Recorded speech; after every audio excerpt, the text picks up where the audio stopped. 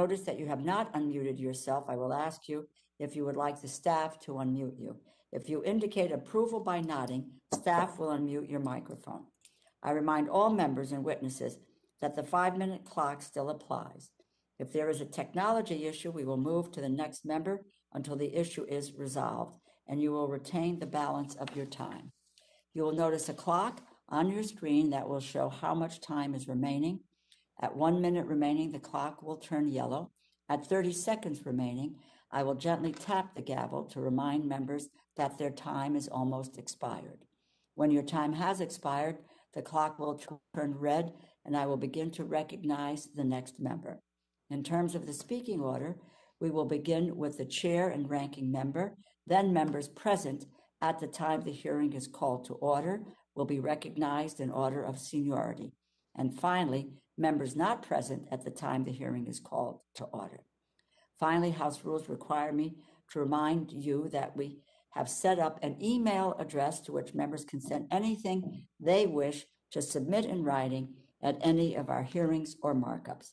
That email address has been provided in advance to your staff. With that, I would want to acknowledge Congressman Harris, who is serving as ranking member today for this hearing in Congressman Cole's absence. And I also want to thank all of our colleagues for joining. I am pleased to have the Center for Disease Control and Prevention leadership back before the subcommittee to discuss the current state of the pandemic and our nation's response, and the President's budget request for fiscal year 2022 for the CDC. On February 23rd, this subcommittee held a roundtable session with CDC focused on the COVID-19 response, and a day later, we held a hearing focused on public health infrastructure. Since that roundtable and hearing in February, our nation's response to COVID-19 has made significant advancements. Vaccines are now widely available. One vaccine is now approved for those aged 12 and above. Nearly 300 million vaccine doses have been administered, including nearly 4 million in my home state of Connecticut.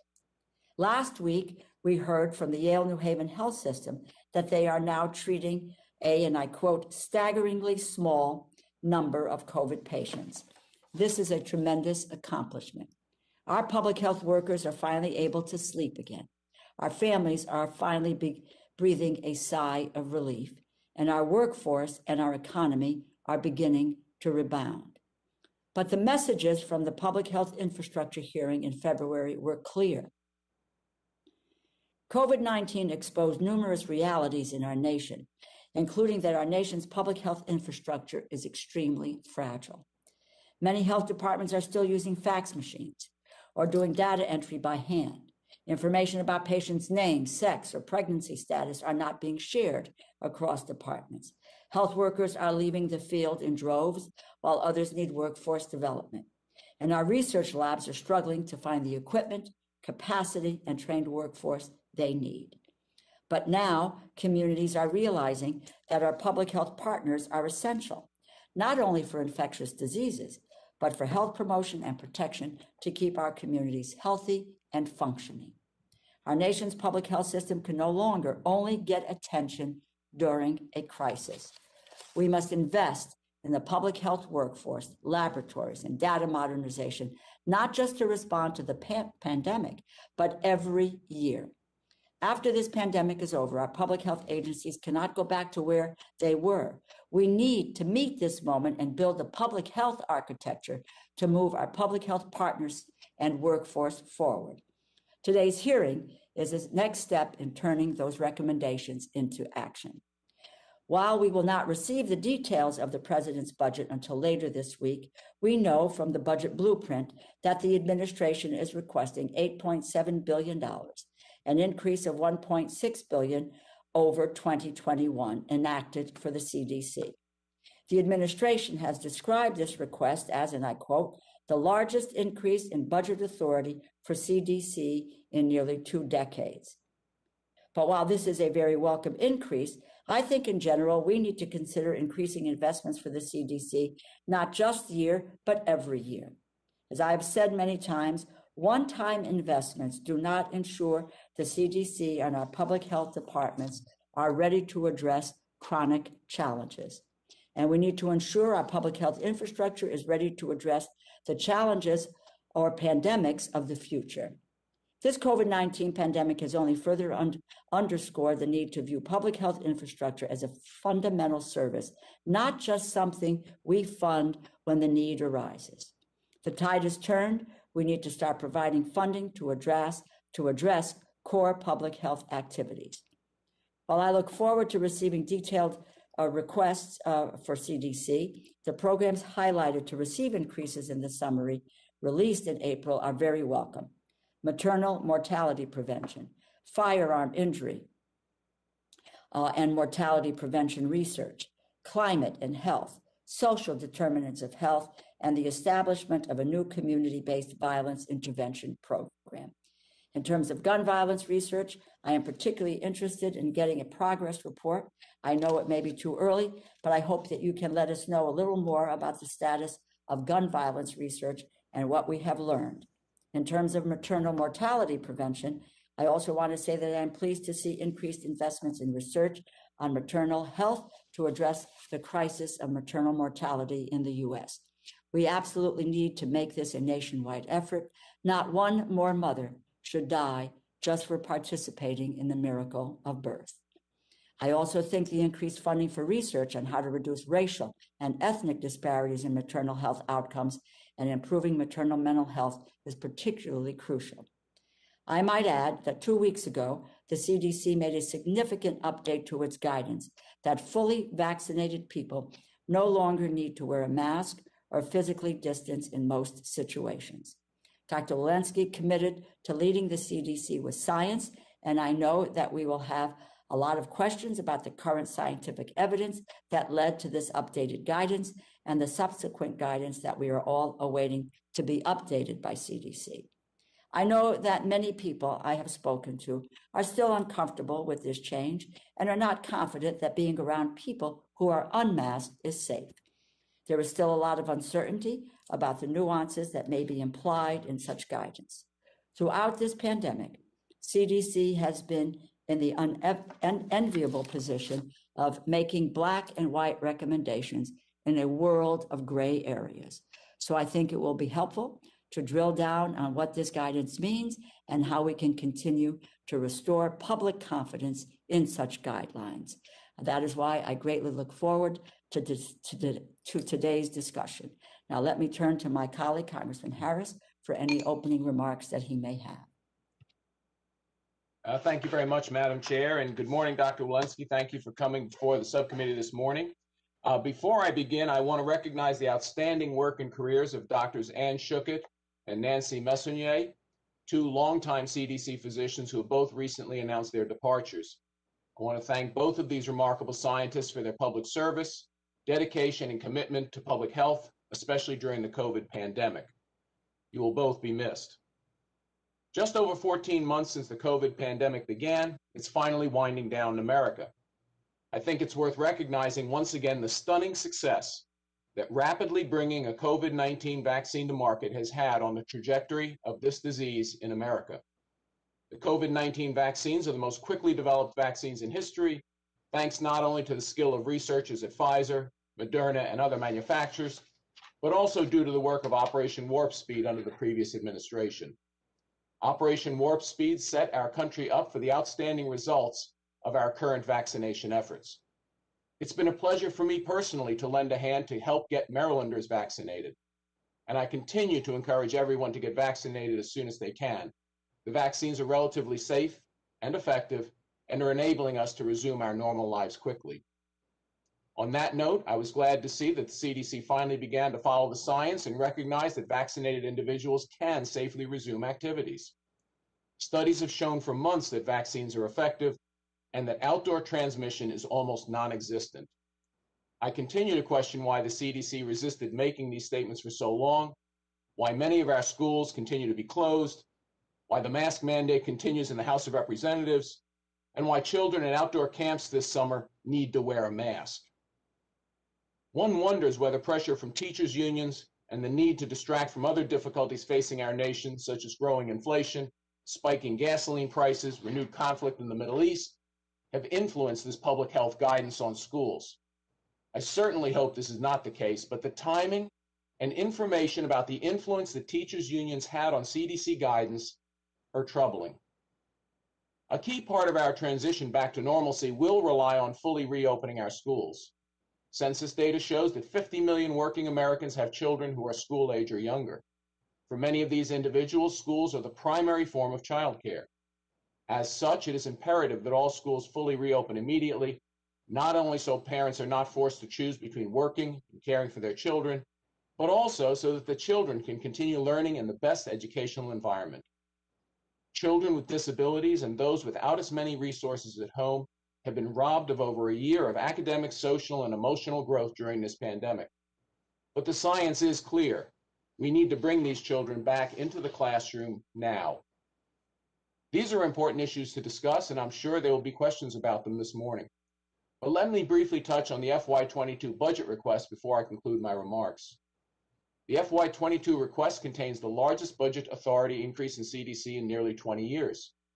You're asking for funding to enhance state and local public health infrastructure, as well as to build international capacity to detect and respond to emerging global biological threats. I support many of these efforts. As an obstetric anesthesiologist, for instance, I especially support the focus on reducing maternal mortality and morbidity. But I do question the magnitude of these increases in a single year, especially when overlaid on top of the billions of dollars provided in emergency COVID relief bills last year. I also question whether some of the funding items highlighted in your request are outside of CDC's core mission. For example, the budget will request double the amount of funding for firearm prevention research. You're also asking for $110 million for CDC's Climate and Health Program, a 1,000% increase to, quote, identify potential health effects associated with climate change and implement health adaptation plans. Are these kind of activities in the same priority category as combating COVID or other chronic diseases that threaten our most vulnerable populations, or reducing antibiotic resistance? I would argue that they're not, and that we should focus our CDC resources on communicable, and chronic diseases rather than on controversial, politically charged activities. I look forward to the hearing this morning, and I yield back the balance of my time. With that, I would like to again welcome and introduce our witnesses. Dr. Rochelle Walensky, Director, Centers for the Disease Control and Prevention. Good morning and welcome, Dr. Walensky, and many thanks for the outstanding work that you have been doing and really using science as your guide particularly with regard to COVID and the manner in which we should proceed.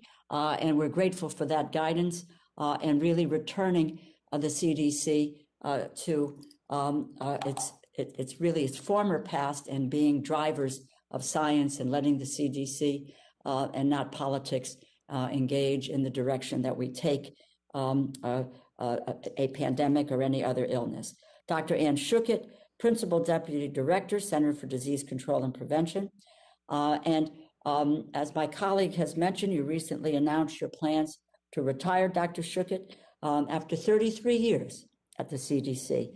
I say thank you to you for your dedication, for your public service. We have been on many times, whether it was Ebola or whether it was the lead poisoning of our children in Michigan and other areas, you have a stellar career. And we are delighted to have you once again before this subcommittee.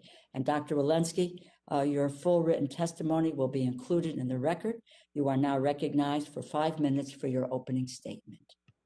Good morning. Thank you very much. Good morning, Chairwoman DeLauro, Dr. Harris, and distinguished members of the committee. Thank you for your support of CDC. I'm here today, as you note, with Dr. Ann Schuchat, CDC's Principal Deputy Director. I have enormous gratitude for Dr. Schuchat's leadership and contributions over 3 decades, as well as during this very challenging time for our country and for her rock-solid support of me in my transition into this role. Ann embodies selfless public service, the pinnacle of scientific and intellectual standards, and has given her heart to our agency and to the public health community. I will be forever grateful that I had the opportunity to work with Anne, even just during this brief period of time. The COVID-19 pandemic threw the United States and the world into a health, economic, and humanitarian crisis. As the crisis unfolded, it put a spotlight on the fragility of our public health infrastructure. It illuminated great disparities in health outcomes by race and ethnicity, reminding us that thus far we have failed to address the systemic racism that results in poorer health for people of color in the United States. I am committed to working with you, the administration, and our public health partners to ensure that every lesson from this horrible crisis is used to build a better, stronger, healthier America. I also commit to using our public health expertise and experience in partnership with the global community to move the world into a safer, healthier future. CDC's fiscal year 2022 discretionary budget request of $8.7 billion is an increase, as noted, of $1.6 billion over fiscal year 2021, the largest increase CDC has received in nearly 20 years. The increases focus on 4 critical areas: building public health infrastructure, reducing health disparities, using public health approaches to reduce violence, and defeating diseases and epidemics. These increases build on the investments made in the COVID-19 supplements and are an important first step in addressing deficits in the public health infrastructure. COVID-19 not only exposed the vulnerability within the United States public health infrastructure, but also how underlying chronic conditions and lack of access to healthcare put too many Americans at great risk. Across the globe, we see billions of people without access to vaccines and medical care, which means that SARS-CoV-2, its variants, and other infectious disease threats will continue to threaten us all. Experts had warned for years that a pandemic of this scale was coming, and we must expect additional diseases to emerge. We need to ask ourselves, are we ready? We must have a strong infrastructure that can identify and detect outbreaks at their source and take quick action before they take hold. Over the last 12 years, the United States has faced 4 significant emerging infectious disease threats: the H1N1 influenza pandemic, Ebola, Zika, and now COVID-19. We are also confronting an overdose epidemic, a drug overdose epidemic, with nearly 500,000 people dying from an opioid-related overdose between 1999 and 2019. The increase continued in 2020 and appears to have accelerated during the COVID-19 pandemic. These experiences show that public health emergencies are here to stay. Each of these threats demanded a rapid and unique response, but none resulted in the sustained public health improvements we need. Long-term investments in public health infrastructure, flexible infrastructure, will save lives and avert economic losses caused by public health emergencies and chronic public health problems. The fiscal year 2022 request makes initial investments to continue public health data modernization, build the public health workforce, enhance global health security, and strengthen our immunization infrastructure. In addition, we are requesting funds to help states and communities be climate ready and prepared to confront new health risks, such as those associated with vector-borne diseases. The fiscal year 2022 request also makes specific investments in programs that work to improve health equity, such as maternal mortality review committees. With new resources outlined in this request, CDC will also significantly expand efforts to address the social determinants of health. Proposed increases will address public health problems that have been exacerbated by the pandemic, such as opioids, injuries, and violence, HIV, and sexually transmitted infections. We at CDC are grateful for your support and look forward to working together to build a sustainable, resilient public health system that can respond effectively to emerging threats and meet the public health needs of every American. We will work tirelessly to ensure the health of this nation and the world. Thank you. Dr. Schuchat and I very much look forward to your questions. Thank you very much, Dr. Walensky. I also might add, before I get to my question, that it is when you spoke about the work done by CDC with the vaccine, et cetera. I also want to mention, because yesterday we had the NIH who appeared before the committee with for their budget hearing, and it was remarkable that the achievements that you have made were, this was possible not only by targeted investments in COVID research, but I believe also, and I think the subcommittee agreed yesterday on a bipartisan basis, by the annual and the sustained investments in biomedical research made by this committee over the years, which was over $650 million in basic research on coronavirus that helped us to be able to move as rapidly as we were able to. And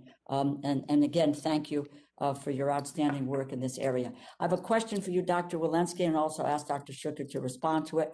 It's clear to me that our nation's public health agencies cannot go from crisis to complacency to crisis. We can't think about public health agencies just during the crisis, about thinking about the infrastructure of our public health system. In your opinion, after more of what COVID-related lessons and response efforts need to be sustained post-pandemic that public health agencies, including CDC, as well as state and local health agencies, are better positioned every day to support the health of our communities? When we did our hearing, our health partners testified about core needs of public health data, workforce, laboratory that are not specific to one disease or activity. Do you agree? Thank you, Chairwoman DeLauro. First, let me say congratulations to you and the state of Connecticut for all of your extraordinary work in getting vaccines rolled out. I've been a beacon example, so thank you to you and the state. That's been extraordinary. Maybe I'll just jump off of where you started with, which is the NIH, and just comment that what we're looking for in the CDC budget is something very similar to what has occurred with NIH, and that is long-term, longitudinal, sustainable increases. And maybe I'll just highlight that there's evidence that once a scientific study has been published, that by the time it gets to the community, the core community in the rural South, in the urban settings, that it can take up to 17 years before it gets from the scientific data to a guidance, to training doctors, to reaching people in hospitals, to then reaching people in the core community. It can take that long, and that is the work of what public health can do. And that is why we need the sustainable resources. I think the buckets that you just described are exactly where we need to be and what we've learned, where we were fragile in the COVID-19 pandemic. Our workforce. We need an upskilled, trained workforce that is diverse both in discipline and in background, coming from the communities that they are going to serve. We know that over the last decade, when we've had all of these infectious threats, that we've lost over 60,000 public health jobs. We also know that about a quarter of our public health workforce is eligible to retire. So we now need a data-savvy, skilled workforce that works at state health departments, local health departments, and in the communities, community health workers to reach the people that they serve. We need to bolster our public health labs. When we started in this administration, we were doing less than 3,000 samples of genomic sequencing a week. We're now up to 35,000 samples a week. We didn't have the infrastructure in the lab to be able to bolster that. And then finally, as you note, the data modernization and the need, you mentioned the facts, is the personal data entry, the need to bolster our data to make sure it's interoperable across different health departments, across different states, and up to the CDC. Dr. Schuchat, would you like to please comment? Thank you. Thank you so much, and thank you for your kind remarks. Just to, of course, agree with Dr. Walensky about the priorities, I would just add that we live in a global world and that COVID has taught us that a threat anywhere is a threat everywhere. We were not as prepared as we thought we were here, and we know that every nation needs that capacity to prevent, detect, and respond adequately, and we need systems that can surge rapidly, and we need to work together on that. I regret that I'll be 33 years at CDC, leaving with a public health infrastructure that is not stronger than when I got here.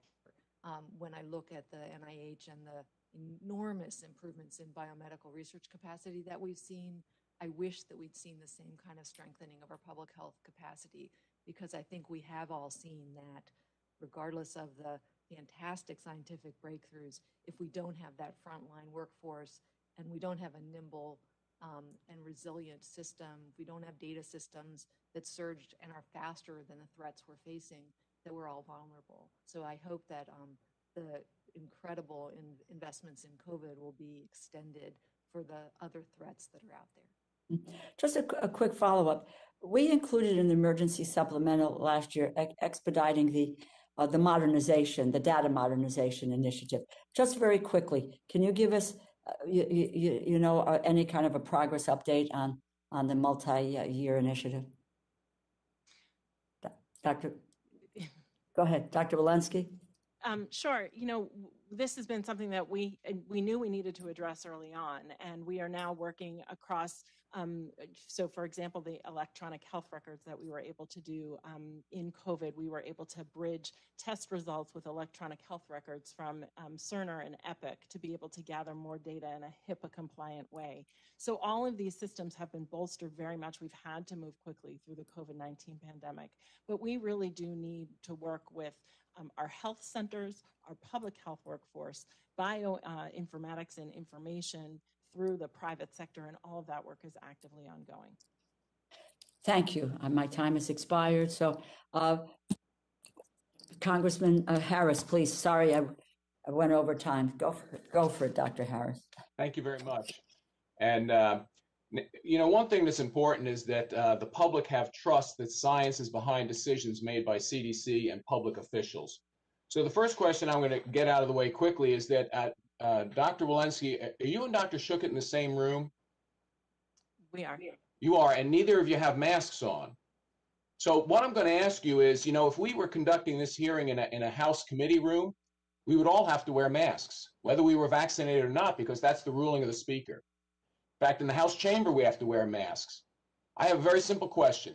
Did the Speaker or the attending physician of the House consult with you or anyone else at CDC before coming up with that policy? A policy that, by the way, results in a fine of up to $2,500 for someone who's not wearing a mask who's been vaccinated. Did they consult with you? We put our mask guidance out about 2 weeks ago that spoke to the science about individual risks, and in fact, those decisions have to be made locally. So our guidance was data-informed, scientific. Did they consult with you before coming up with the House policy? We've been in contact with both the Capitol physician as well as the Speaker's office. So they consulted with you about this policy?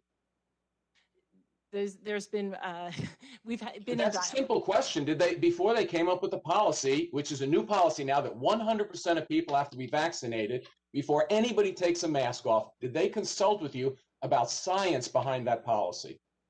The science that we put in our guidance is related to the science of individual risk, and then the decisions have to be made at the local level with data that we do not. Dr. Walensky, that is not responsive, and I'm actually puzzled by why you're not. It's a simple yes or no answer. Did they consult with you? This is why America doesn't trust public health officials. This is why America doesn't trust elected officials, because I can't get a straight answer about whether the Speaker of the House and attending physician consulted about the latest change in policy, which is that 100% of members and staff have to be vaccinated before anyone takes their mask off. Let me turn to the problem with schools. Is it true that the teachers' unions helped drive the CDC policy on reopening schools? As a matter of practice within the CDC, we engage with many partner organizations related to any guidance that we put out. So it's just coincidence that the wording of the guidance pretty closely mirrors some of the discovered communications between the teachers union and CDC. We engage with many partners. I spoke to teachers, I spoke to parents, I spoke to many people before that guidance came out. And what became clear in some of those discussions that there was a piece missing. The teachers were asking for what happens if we have a teacher who's immunosuppressed. How do we act if we have a teacher who's immunosuppressed or a family member of that teacher who's immunosuppressed? That piece was missing from our original document. And with the feedback, we were able to include science-based recommendations. Okay. Now, the other thing that, again, and I appreciate we discussed at some length yesterday on the telephone, the need for people who've had prior infections to be vaccinated with 2 vaccines, if they're receiving Pfizer or Moderna, despite the evidence that there is first of all, that there is a good T-cell response following natural infection, whether symptomatic or asymptomatic. That information has been out there for months.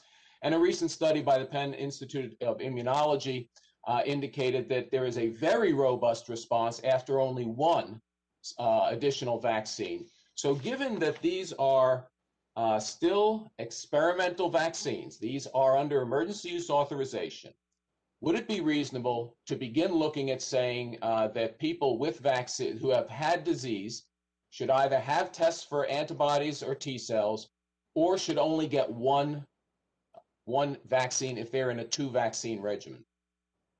Dr. Harris, I think you bring up one of the things that's going to be the holy grail of this, and that is what are the correlates of protection, both in the T cells as well as the B cells. As we had the pleasure of discussing the other day, we don't have great correlates of protection in either of these. And in fact, we can easily measure antibody response. We don't even have a good measurement of T cell response right now. When we get those measurements that we can use in a large scale public health sort of way. So the Oxford, and I only have a few seconds left, the Oxford Immunotech test, which unfortunately FDA has put on the back shelf for evaluating for EUA, but is licensed in England, is not a good test?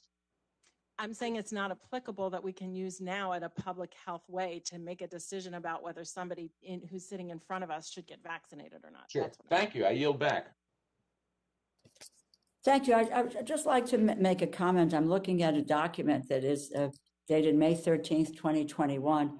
And this was a major speech made by the American Federation of Teachers President Randy Weingarten, where she says, there is no doubt schools must be open in person 5 days a week with the space and facilities to do so.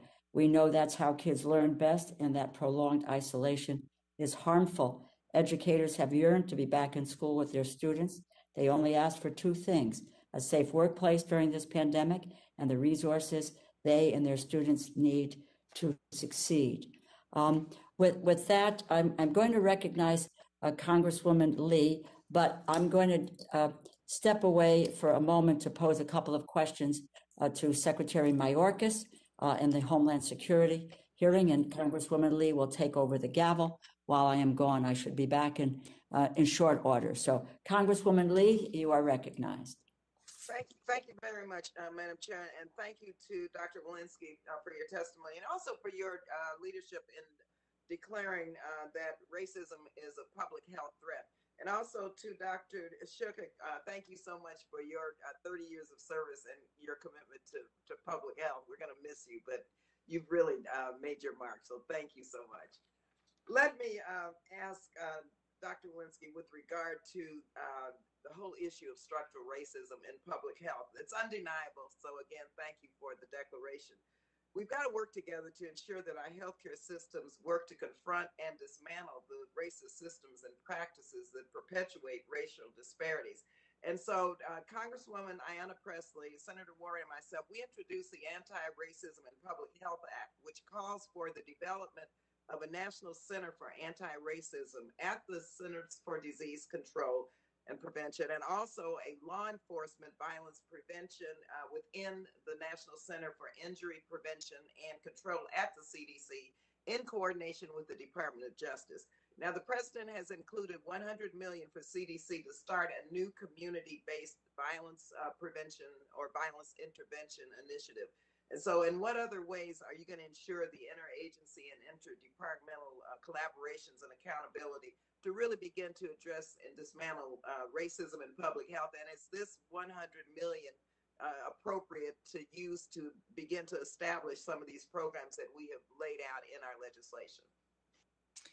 Thank you so much, Congressman Lee, and really to you for your extraordinary leadership in this area. As I think you know, I have history in my work in HIV, which is where this interest for me has started, and I know you share that interest as well. As you know, about a month ago, we declared here at CDC racism as a serious public health threat. Through COVID-19, we very much saw that 0.8 years of life lost for people who are white, 1.7 years of life lost for people who are Hispanic, and 2.9 years of life lost for people who are Black in this country due to COVID-19. Truly extraordinary years of life lost, and that is, opened the door for us to be able to do that for everybody else, to see what you and I have been seeing for years, that health is different for people of color in this country.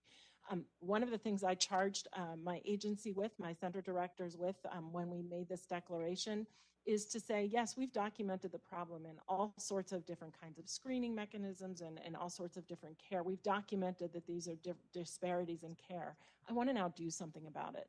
So I've asked each of my agency center directors to plan an intervention for the next year, a measurable intervention that will show impact in how we can improve health in people of color in this country. And among the areas where we are going to be using these resources is deep in these communities. It's among the reasons that we need community workers to understand the impact of what's happening in those communities and understand how we can reach them. And I really look forward to seeing what our center directors are planning and what they find.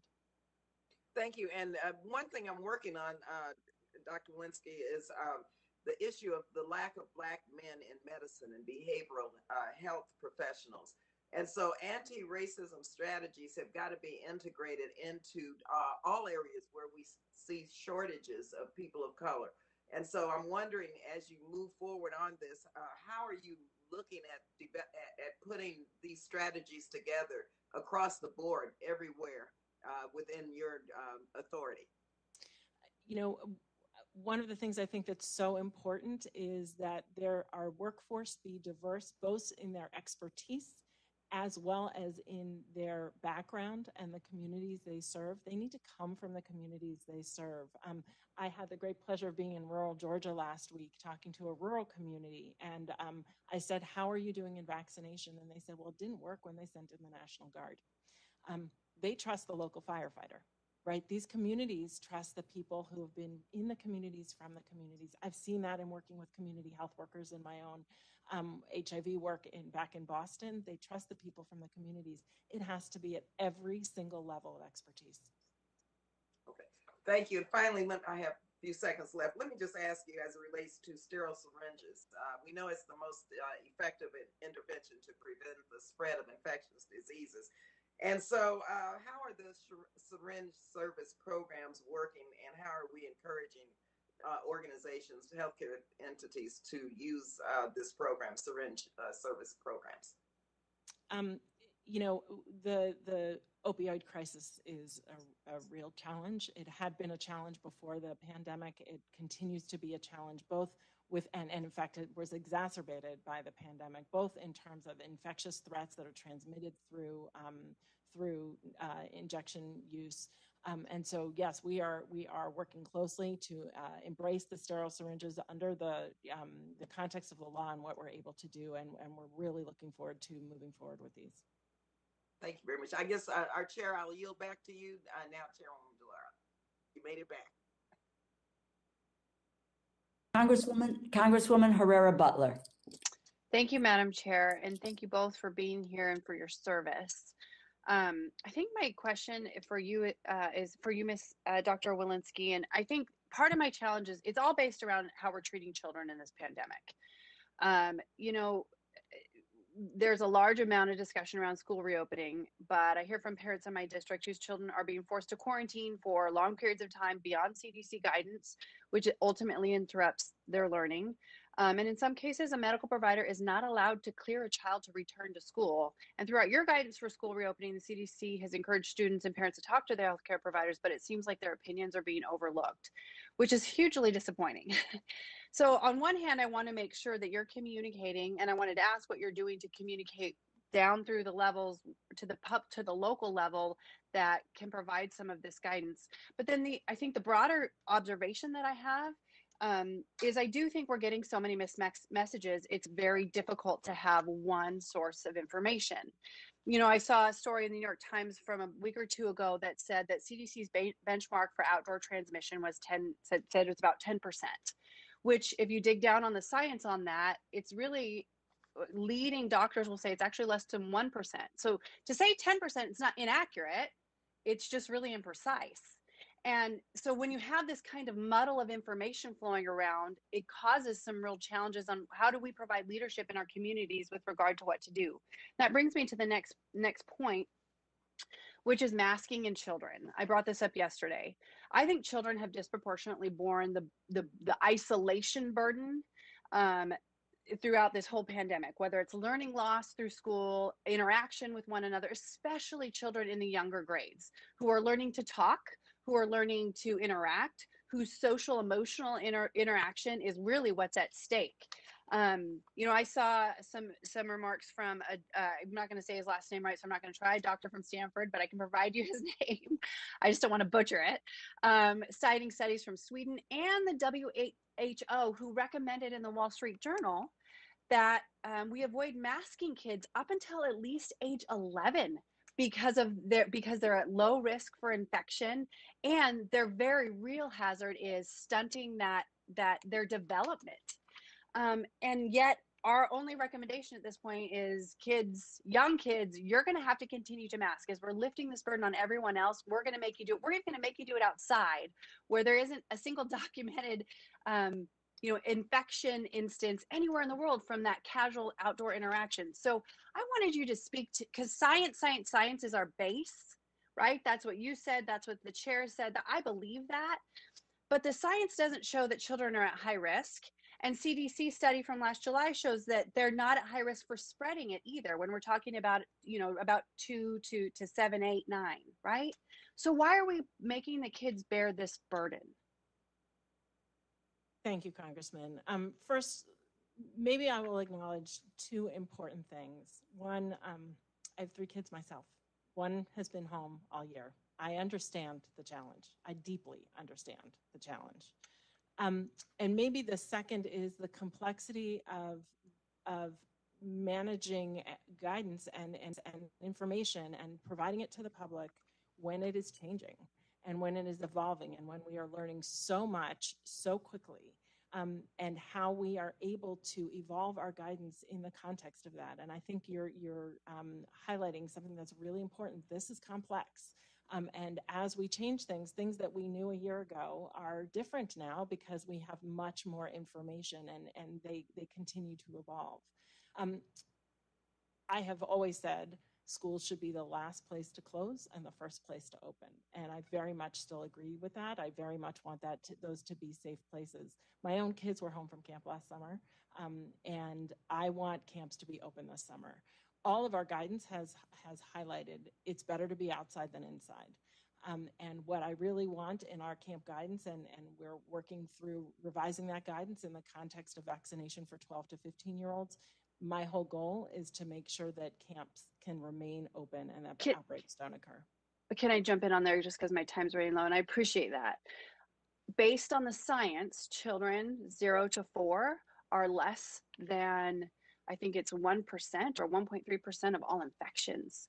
And so I guess part of me is saying, I get it, 12 and up, you can get a vaccination, but you can't vaccinate the younger kids, yet they're at low risk for getting it. They're at even lower risk for hospitalization. They're at low risk for spreading it. So why are we making them mask? Because the science doesn't support that.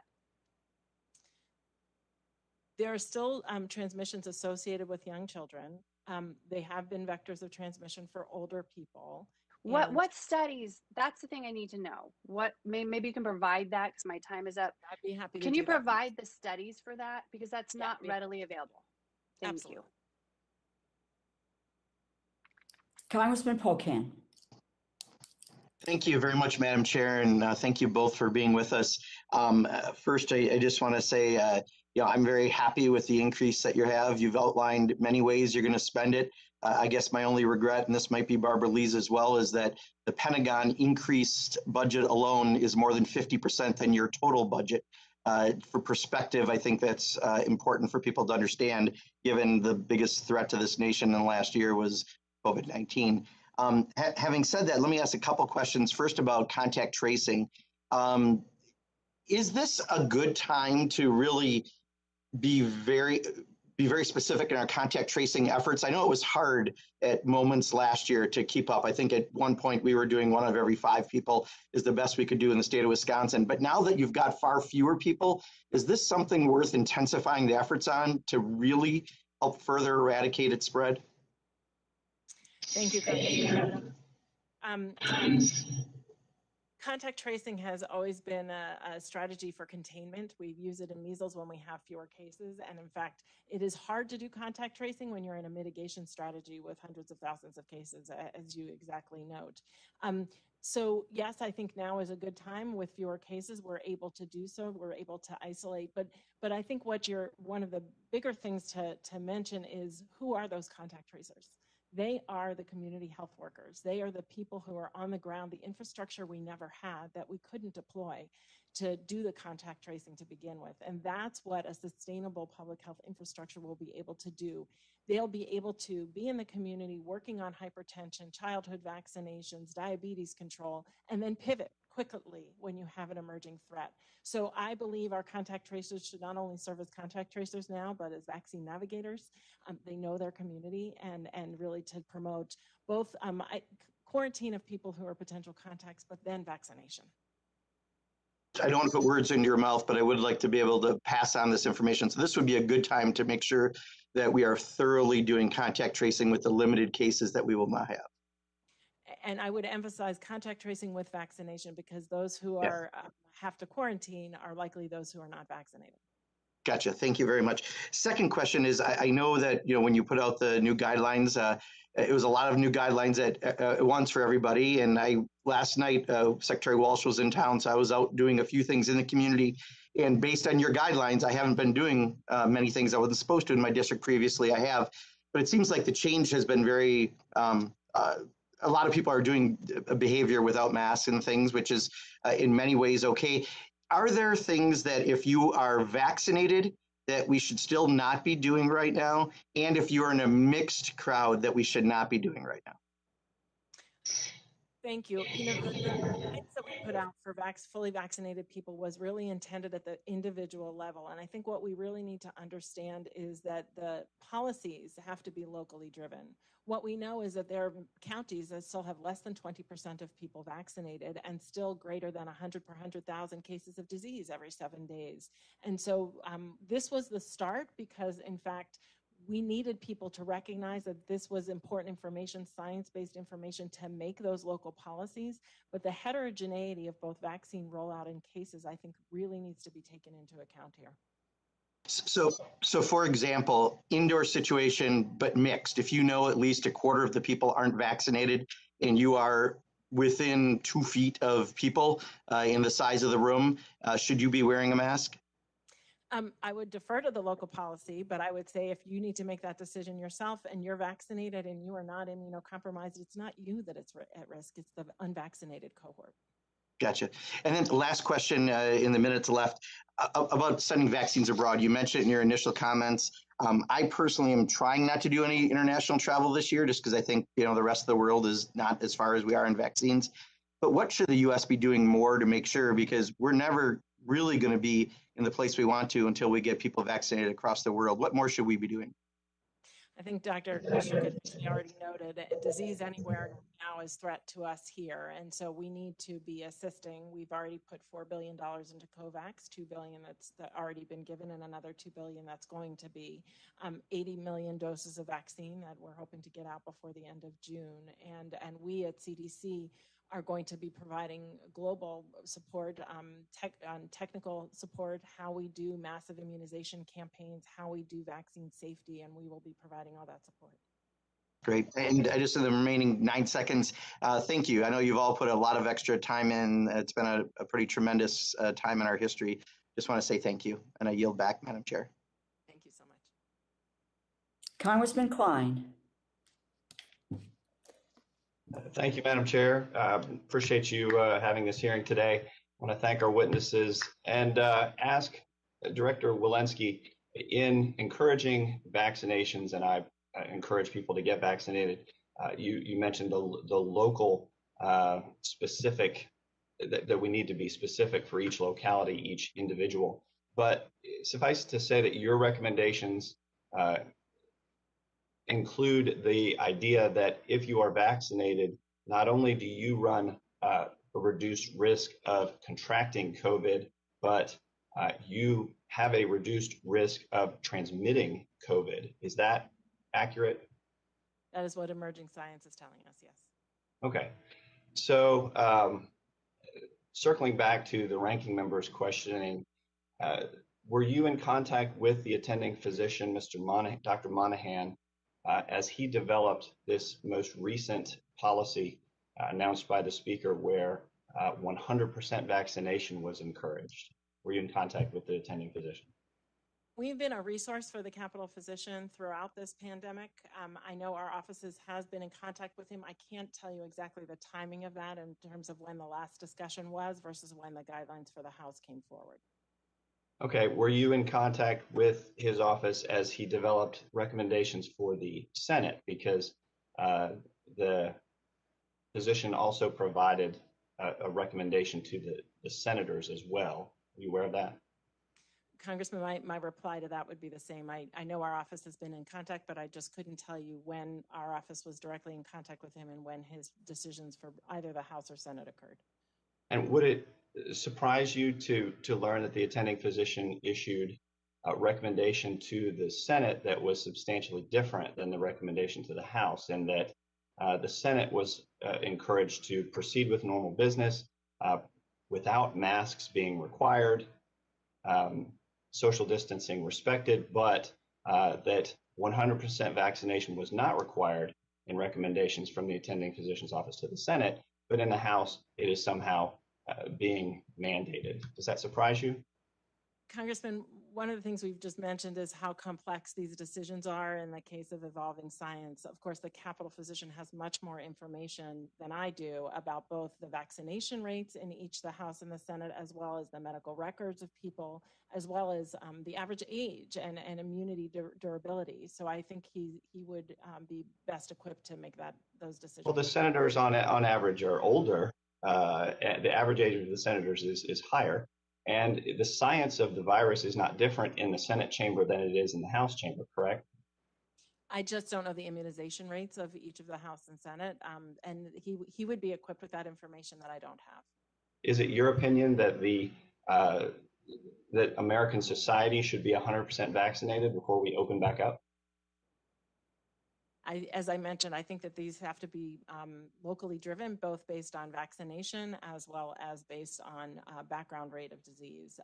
That's a pretty good softball for you. Do you have to be 100% vaccinated to open back up and stop wearing masks? No, I don't believe so. Okay, thank you. Let me ask you about the business community. The livelihoods of many businesses in my district have been threatened over the last year as they work to adjust to the changing environment during COVID. As more has been discovered over the last year, guidance has changed as well. Federal Reserve study found that the pandemic resulted in the permanent closure of roughly 200,000 U.S. businesses. What will you do to empower states to determine how best to govern so that overly burdensome recommendations and regulations from the federal government do not cause further harm? We have been putting forward, first of all, we're working to get people vaccinated because I think as we have seen, when people get vaccinated, disease rates in their local areas come down, and that is the ticket out of this in my mind. When people get vaccinated, we are working really hard with all jurisdictions, with all communities at the state, the local level to get people vaccinated, to ensure confidence, to provide the best information possible so that people feel empowered to make these decisions, that they're the right decisions coming from trusted messengers in those communities. And so we're working to do that at the public health level. And then we're providing the guidance that can lead to informed decisions in communities with local jurisdictions, with governors. I spoke to the governors yesterday to make sure that our guidance is applied to the in a safe manner to at the local level. Thank you. I yield back. I'd like to recognize Congresswoman Clark, but for one moment, I'm going to again hand the gavel to Congresswoman Lee, so I can just see it did not work the last time of getting to Homeland Security, and I will get there and get right back. So Congressman Clark, you are recognized. Congressman Lee, take the gavel. Thank you so much, Chairwomen. And thank you both for joining us, and just the deep gratitude of a nation for the work of the CDC in the response to this pandemic.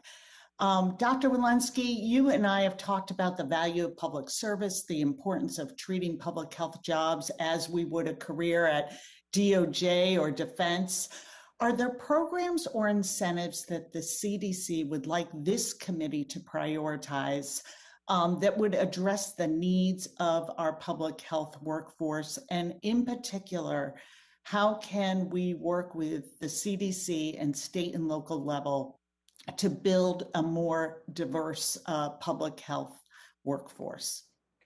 Thank you very much, Congressman Clark. I think one of the things that's really important here is to make sure that the compensation is competitive with the private sector in our public health jobs. As I talk to the state health officials, they would tell me they can't hire an MD in a state public health. The compensation wasn't competitive. Somebody who came out of medical training and medical school with on average $200,000 worth of debt was not going to enter the public health workforce because they didn't have salaries that are competitive.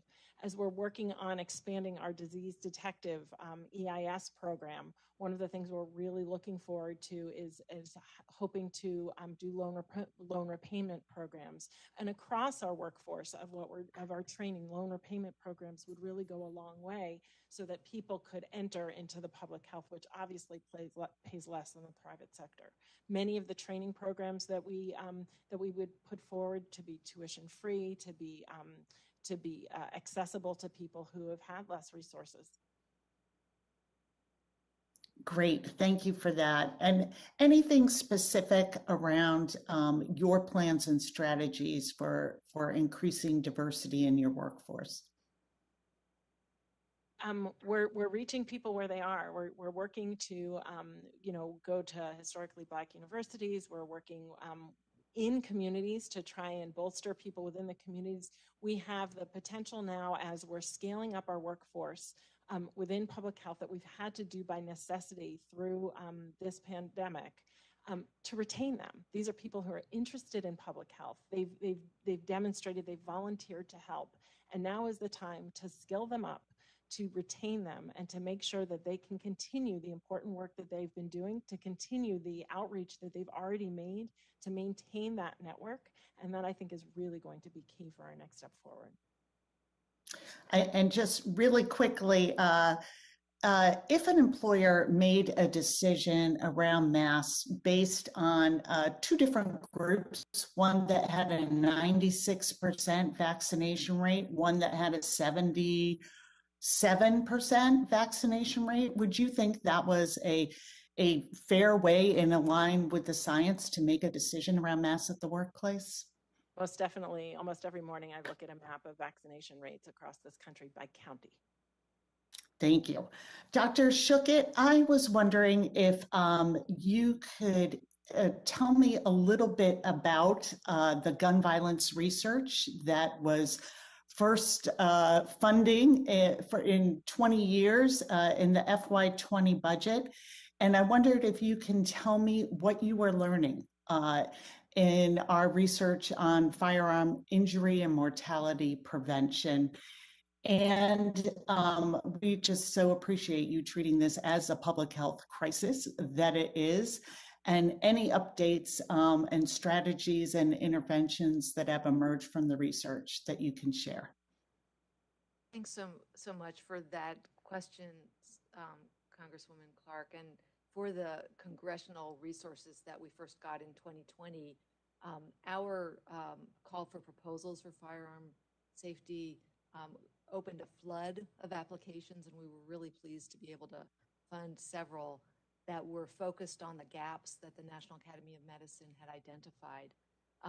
The scientific research that we're supporting is helping us understand firearm-related injury across different types of incidents, different types of populations, and different settings. We had 18 funded sites in that research. They're looking at firearm behaviors and co-occurring mental health and behavioral risks among youth. They're looking at individual and neighborhood level risks for firearm-related violence so that communities can design tailored interventions. And they're studying a clinical screening tool to assess youth risk for future firearm violence. These are really important projects that span the nation, but I can say we had so many more applications than we were able to fund. So the ability to scale that up is going to be precious. The other aspect of the resources that we received helped us strengthen the data gathering on the surveillance, just so we would know who was getting injured by firearms and where these events were occurring, when they were occurring, so that we could understand trends and risk factors. So I think it's a really important, precious area for us to continue. Thank you so much. I see my time has expired. I yield back, Chairwoman Lee. Thank you very much. Now I will yield to Representative Frankel. Good morning, and thank you both doctors for all your good work. And not to monotonize this discussion on members wearing masks, but I would, Madam Chair, I would respectfully suggest that our colleagues who do not want to wear masks, who we've heard from today, ask their colleagues who have not got vaccinated to get the vaccine. Because, I think I speak for most Americans who have been vaccinated, and we don't want to wear masks, but we do not want to be sitting in small areas or with people who are refusing, who know better, who are refusing to get vaccinated. So my next question, Doctor, either of you can answer this, is what is expected when we're going to need boosters for our vaccinations? Thank you for that question, Congresswoman, and congratulations on your grandbaby, who I think was pending as we last spoke. Yes, he's here. Thank goodness. Something came out of the pandemic. On the topic of boosters, I think that it's really important for us to understand several things. First, if you've received 2 doses of vaccine or you're completely vaccinated, right now you don't need a booster. You're protected, or at least the data that we understand now for the general population implies that you do not need a booster right now. I think all of us recognize that we don't want to be back to where we were again. And so we would like to study this. We are studying when we might need a booster. And in fact, that gets back to what are the true correlates of protection. We do know that antibody levels over time, we've seen they wane. And so the question is, when they wane, are these people still protected? What do these quantitative numbers mean with regard to protection? We also know, importantly, that we vaccinated first our most vulnerable. We vaccinated people who are in long-term care facilities. We vaccinated our elderly. We vaccinated people who might not have had the most robust immune response to start. And so we are looking at the timing of when boosters might be needed. Will it be 6 to 9 months? Will it be 9 to 12 or 1 to 2 years? We've seen data from SARS, that the SARS-1, that have demonstrated reinfections after 2 or 3 years. That's after natural infection. And so I think the most important thing is we certainly want to be ready. And so that's where we are right now. That's good. And do you expect, though, that the booster, the next shots, we're going to be able to get them like with the flu shots, not having to go to mass sites and things like that? I think one of the things that's really important to recognize here is we don't have an adult immunization structure in this country. We haven't. We have a childhood immunization structure in this country, but we do not have one for adults. We don't have a mechanism to do this right now. And among the reasons for the funding is to develop and bolster an adult immunization structure in this country for flu shots, for COVID vaccines if we need them again. That would be the vision for Shingrix, for all the other, for tetanus when we need tetanus updates, for all of the things. We don't have that mechanism right now. Well, thank you. That's a good idea because our rollout in Florida of the vaccines was chaotic. I said it was like the Hunger Games here. So I mean, it was frightening. I think part of our population that really suffered were the elderly, and just interested in whether you're doing any work to address how we handle these kinds of situations with our elderly population. There was so much isolation and depression. I think you're noting the elderly specifically, and I totally agree. The isolation here had been so challenging, and in long-term care facilities, so devastating to watch. But I think you're raising a larger issue too, which is the mental health of this nation has suffered. And so we are doing a lot of work in collaboration with SAMHSA to evaluate mental health related issues, to look at issues related to suicide, to do more surveillance, and to do outreach with interventions that are data driven, that have toolkits provided by the CDC for how we can do outreach in these communities with community workers, to really do evidence-based science in mental health across the age spectrum. And real quick, talking about toolkits, how about in terms of ideas for communities on how to increase vaccination rates?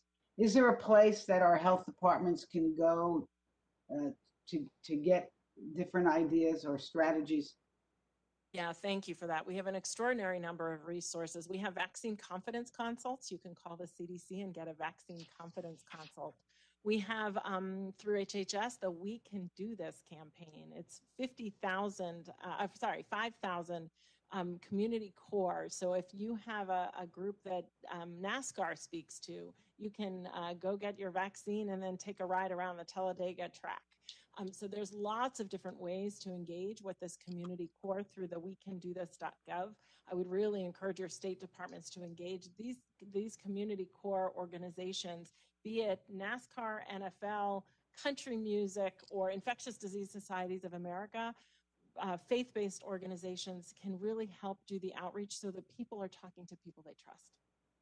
Thank you very much. Yield back, Madam Chair. Let me thank my colleague, Congresswoman Lee.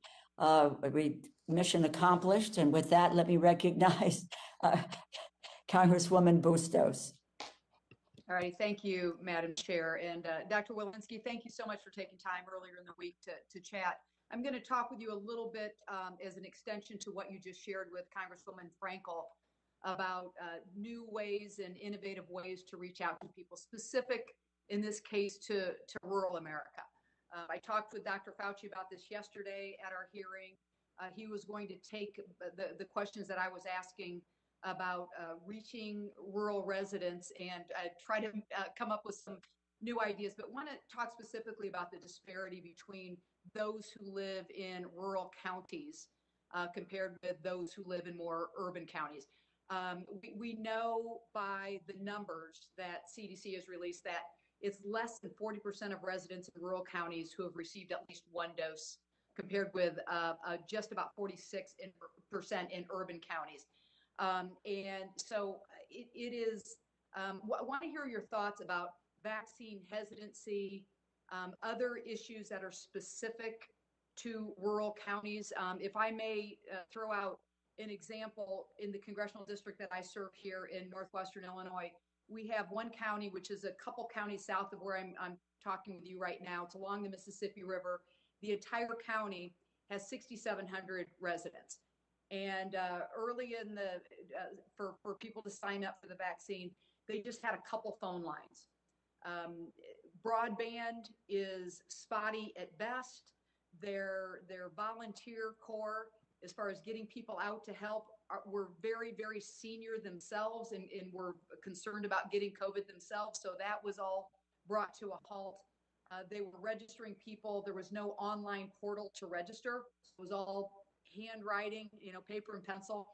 And So now, with the announcement that just came out earlier today, where we have half of the adult population that is vaccinated in this county, only 19% overall is vaccinated, and so just these great big disparities.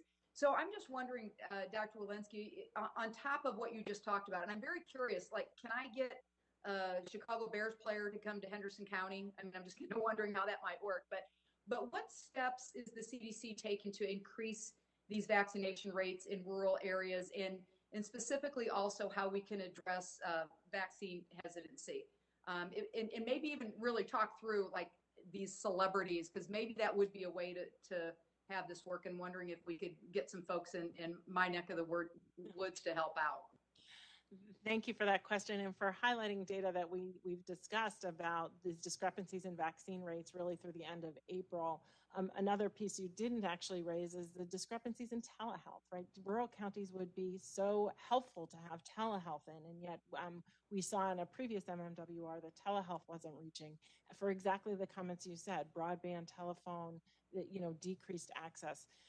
I think it speaks to the fact that we don't have community workers in these communities that have had a long-term public health infrastructure in these communities to do the work of public health. We don't have a public health department that is sustained, that's been viable, that's been well tended to, that has competitive salaries, respected positions, and community workers in those communities to do the work that you're talking about. And that is exactly what we've had resources that have gone out that are specifically line itemed for rural areas, because we've recognized that deficit through the context of COVID. We've had community-based organizations specifically outlined for rural areas through the context of COVID. And what we're asking for, not just to have it for the context of COVID, but now you're going to find them. You're going to find these people who are devoted to this community work. We need to make sure that they're trained. We need to skill them up. They need to be able to interact with the data systems. You don't have data systems there for people. You're doing it by hand, by paper and pencil.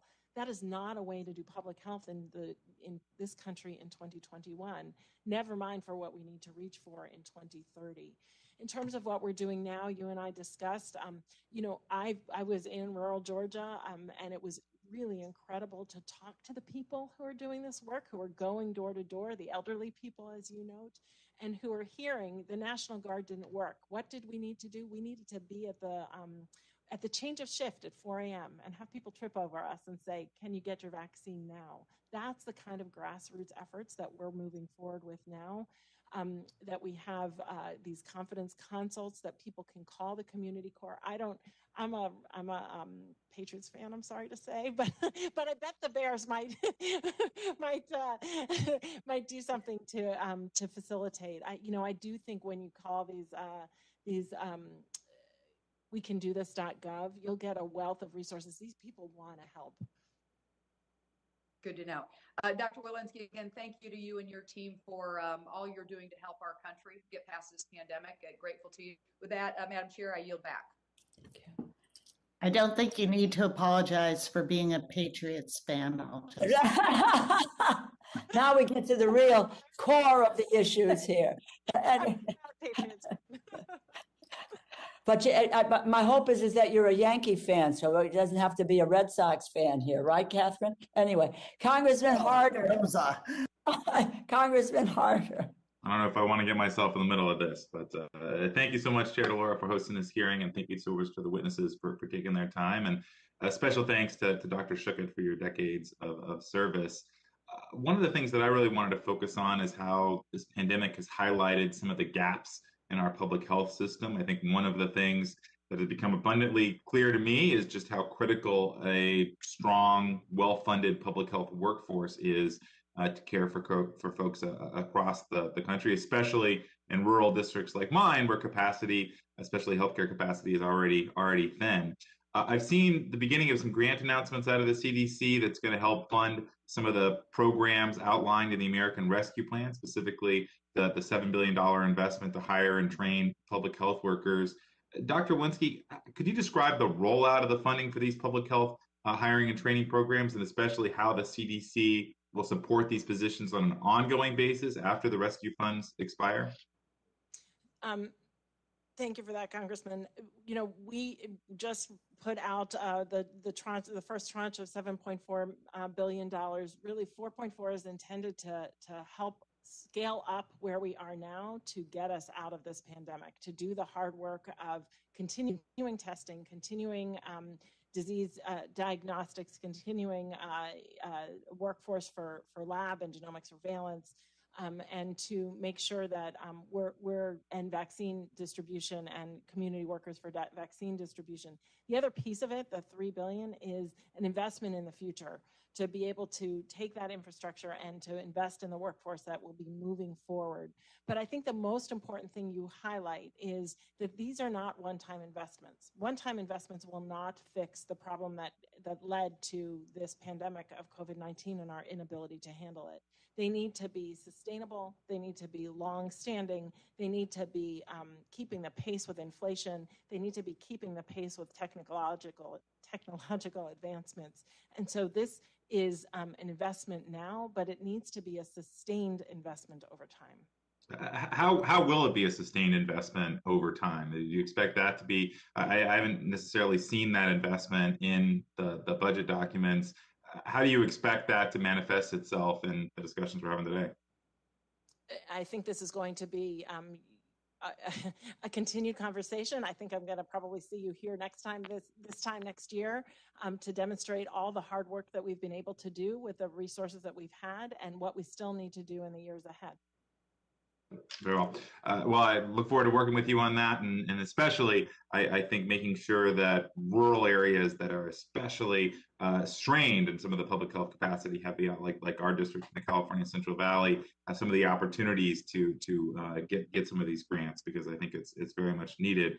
My second question is, just a little bit more broad, and to you, Dr. Schuchat. I think we have a tendency to only invest in public health during times of crisis, and I think we need to be doing a lot more to improve the capacity of state and local public health departments, not even for the pandemic we're dealing with now, but to prevent others in the future. What else can we be doing to consistently and sustainably equip public health departments for future public health emergencies, and especially for the special considerations we may need for rural districts?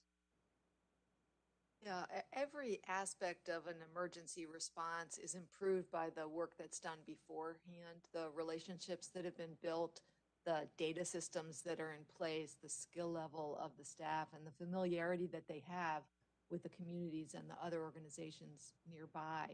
We were not ready for this pandemic. Our data systems were very far behind, and our public health workforce was gone. Basically, the 60-some thousand jobs that were no longer filled. And so we, looking back on what has happened over the past year and over the past few decades, I think we can see that we just need to do better going forward.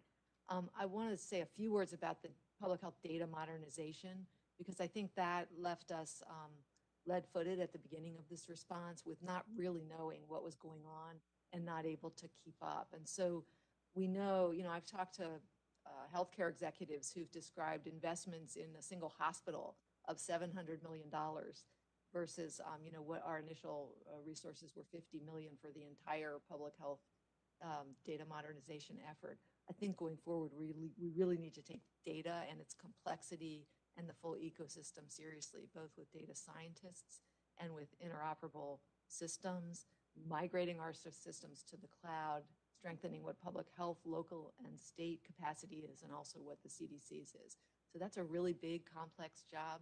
And it also relates to what Dr. Walensky was describing, where it's tough for public health at any level to be competitive with the private sector. And so we have to figure out how to attract quality individuals to work with us and have strong public-private partnerships to go even further. So I see the data hand in hand with workforce in getting us out of the state of preparedness that we were in.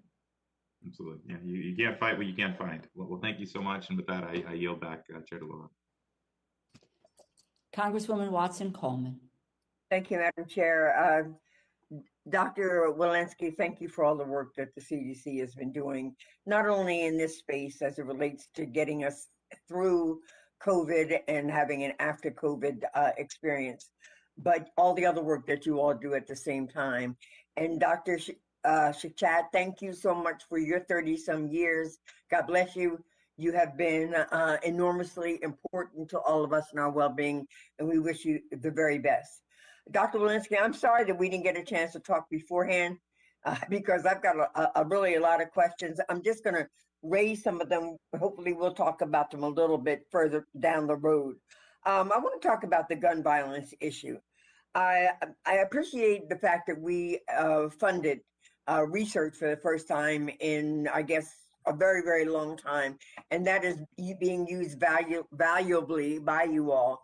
I'm wondering with the president's new initiative where he's talking about more local interventions, what that means, what kind of, how do you see that rolling out? What are the kind of interventions that will have an impact on the kind of violence and death by guns that we see in our communities now, particularly our inner city and low-income communities?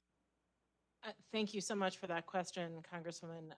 We're really looking forward to seeing how the investment of the initial funds from fiscal year 2020 and 2021, and as those data mature, what we learn, and then really looking forward using the template of the information that we need from the National Academy of Medicine to inform the kinds of research that is being done.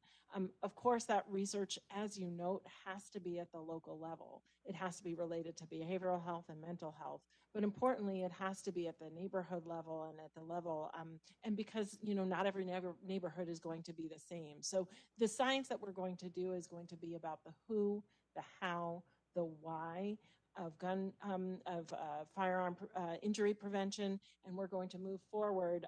And I really look forward to seeing how that science matures. And so do you think we're at the beginning of that, and how long will we see the actual implementation of efforts evidenced by the research that was being done? Because we're in a very urgent crisis situation with gun violence in our communities. I would agree with you. I will say we will need to sort of see what the science demonstrates, and then we're going to implement at an actionable level within those communities. We need to understand what the science says before we can act, and we're really looking forward to seeing how that evolves. And maybe Dr. Schuchat? And just to expand a little bit, you know, we had that first investment of the $3 million in this work, but the proposed expansion, the proposed community violence work is a larger scale. And the idea there is to take what we have shown to work through the technical packages that we've issued on violence, including on youth violence, for instance, and to scale those up, to have communities take on the ability to implement proven methods. They may involve, you know, in strengthening connectedness between kids and schools and adult mentors in the community. It will really vary community to community, but we're hoping to fund a large number of communities to really take those to scale. And Dr. Schuchat, I'm really interested in hearing some of the specifics that are going to be employed under this effort. The president also said in his skinny budget he wants to end the HIV/AIDS crisis. And one of those things I think is very important in this is the bill that I sponsored with regard to PrEP. And so what I am wondering is two things. Number one is, what do you say about the trend in HIV/AIDS right now? Is it still going down?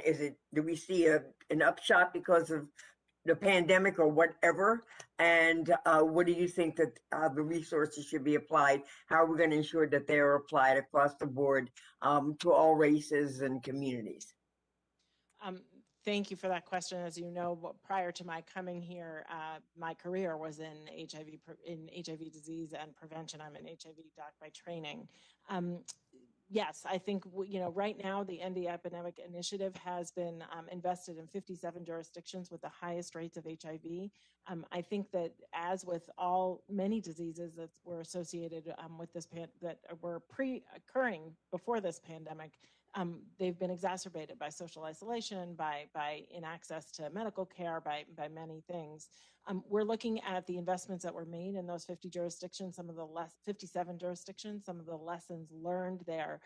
As I'm certain you're aware, with your interest in pre-exposure prophylaxis, it's not getting to the communities that need it necessarily, for cost reasons, for access reasons, behavioral health reasons.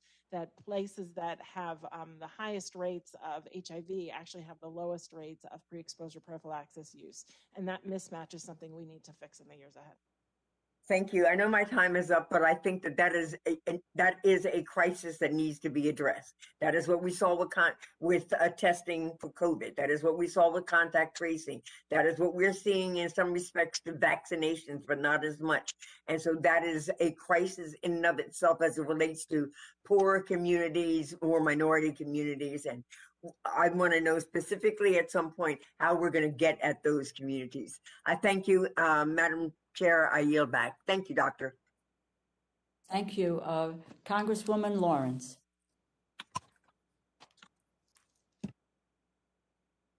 Thank you. Good morning. As you know, I represent Michigan and was very involved with the lead crisis in Flint.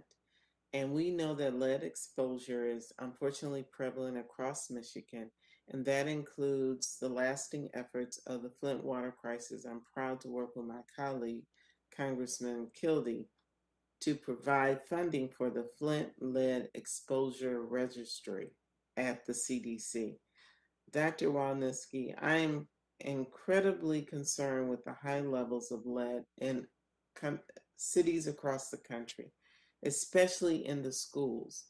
When I talk to my colleagues, there are numerous schools that put the plastic bag over the drinking fountain with no research of how long did children drink from that water fountain before we put that plastic bag over it. The lasting effect. Can you speak to how the CDC will utilize the childhood lead poisoning prevention program with more targeted initiatives like the Flint Registry to combat lead poisoning in our communities, especially the impact it has on children and their developing brains? Thank you very much, Congresswoman. One thing I think we learned from this pandemic, and this was reported in the MMWR as well, is the decrease in lead poisoning surveillance that happened because of the pandemic, the lack of access to care.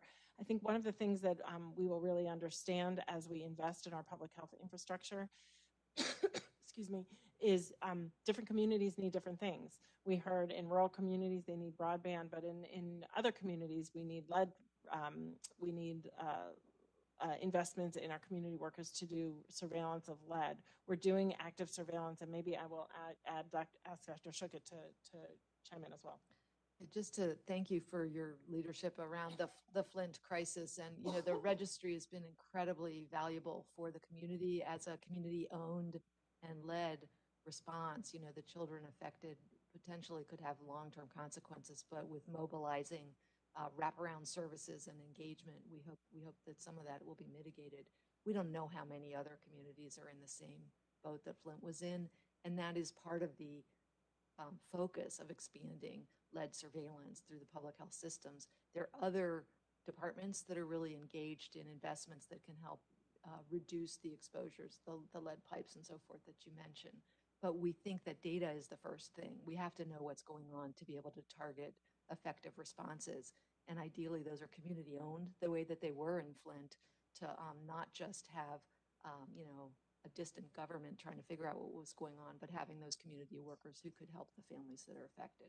So I share, share your sorrow about what happened and enthusiasm about the registries and the ability for us to strengthen surveillance around the country. I will tell you, if we had a hearing on lead poisoning, many members will step up and talk about the concern they have in our communities, urban and rural. The last thing I wanted to add is to add my voice to gun violence.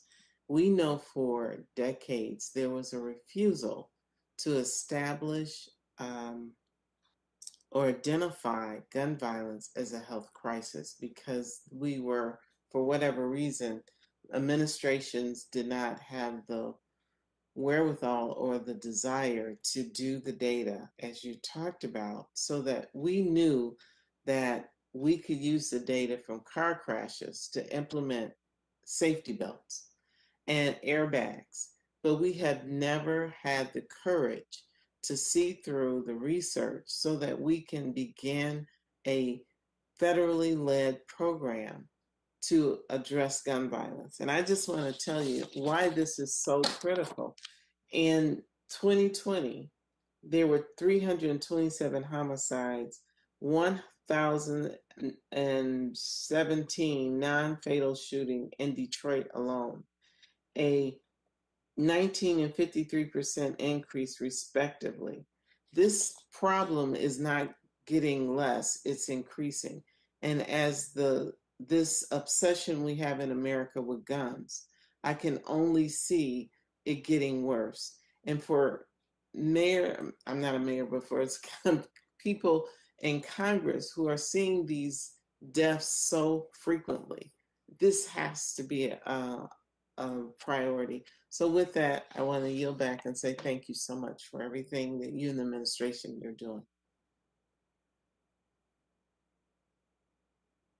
Thank you so much. We're now going to move to round two, and I think we have the time to do a 5-minute round. So thank you very much. I want to begin by, I know several of my colleagues have addressed the firearm injury, the mortality research, and I just wanted to say that so proud that this subcommittee held the first hearing in 20 years on gun violence prevention research, and we began funding for the NIH and for CDC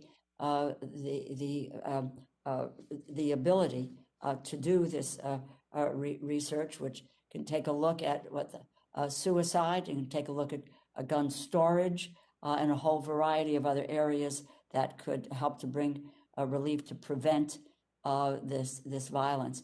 And pleased that the president's budget proposes to double the funding to $25 million. My hope is that, and I just have a very quick question here because I want to get to a couple of others. And I guess, Dr. Schuchat, when do you believe we will have an opportunity, that you'll have an opportunity, or CDC will have the opportunity to share some results? Yeah, the research projects are in progress, and I hope that within a year or two there'll be preliminary results from the initial investments. They're doing extraordinary work, but as you know, research can take time, and these are complex issues to fully investigate. Right. Thank you very, very much. Let me ask both Dr. Walensky, Dr. Schuchat. This is about cardiovascular disease in women.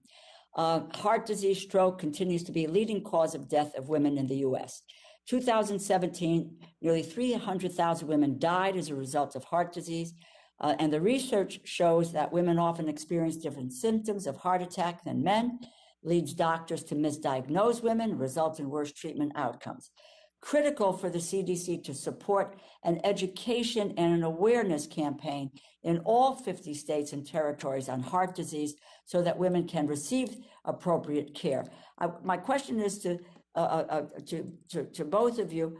Give us an update on CDC supported activities to educate women about heart disease and cardiovascular health, and the need to create an urgency about our looking at this issue to impact the research that needs to get done. I'm going to let Dr. Schuchat start with that one. Thank you. Okay, thank you. Yeah, thanks so much for raising this issue. It's so important as a leading cause of death in in women and as an under-recognized preventable problem.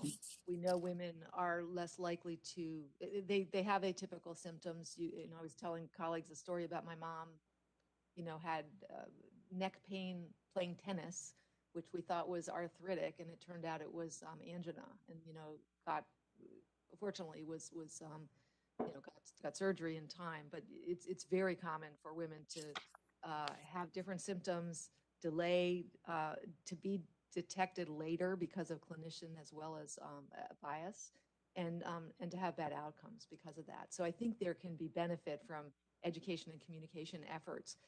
You're familiar with our Million Hearts initiative, which is really trying to get hypertension to be well treated to prevent 1 million heart disease and stroke events, which takes public and clinician and institutional effort. And I think that the communication and education call that you raise can be done as part of that system. We're working together with the Center for Medicare and Medicaid Services in partnership on this, and education and communication campaigns are part of that. Obviously, the Wear Red event that I've seen many congresswomen be part of, that can't just be a 1 day or a 1 month thing. It needs to be year round and sustained, because there's a lot of preventable deaths that we could attend to. Thank you. That's going to be one of the issues I'd like to focus on, as we move forward. I wanted to ask this question, and this is about the global response to COVID. We have made significant progress here, but the pandemic will not be over until there's a global success. Dr. Walensky, how is CDC working with international partners to support the global response to COVID? How is the agency planning to expand surveillance, prevention, and response to pandemic threats around the globe? Thank you very much. A threat anywhere is a threat everywhere, right? And so we have a responsibility to not just take care of ourselves, but around the world. CDC has collaborations in 60 countries, 150 sites. And the ability to have these collaborations that have been long-standing have served us well. So, for example, we have a regional office in India that is 20 years old. We have trusted colleagues there. They trust us. For the last year, we've been training up infection control preventionists in India, over 10,000, within these collaborations within country. So when it came time and India was having challenges, we were able to mobilize those collaborations. We were able to rapidly get oxygen canisters to India. Our work in CDC is really in our technical surveillance, our technical advice, our technical and scaling up capacity. And it really is critical to have those trusted people on the ground so that we are able, in times of crisis, like we also have done in the Congo and Guinea for Ebola just this past year as well, to be able to scale up in times of crisis. And so that is exactly what we're doing, and what we're looking for resources to be able to continue. Okay. I know my time is up, but I'm going to make this one comment. I was pleased that the administration and the Ambassador Tai was at the WHO and talking about lifting the waiver on supplying India, South Africa, other countries with the opportunity for the benefit in a temporary way of the licensing, the patents, et cetera, so that they can deal with manufacturing. Your point earlier, it's not good enough for us to be 80, 90% covered and 20 to 30% in other countries, because we are at risk if that is the case. So, and look forward to working with you on that effort. Oh,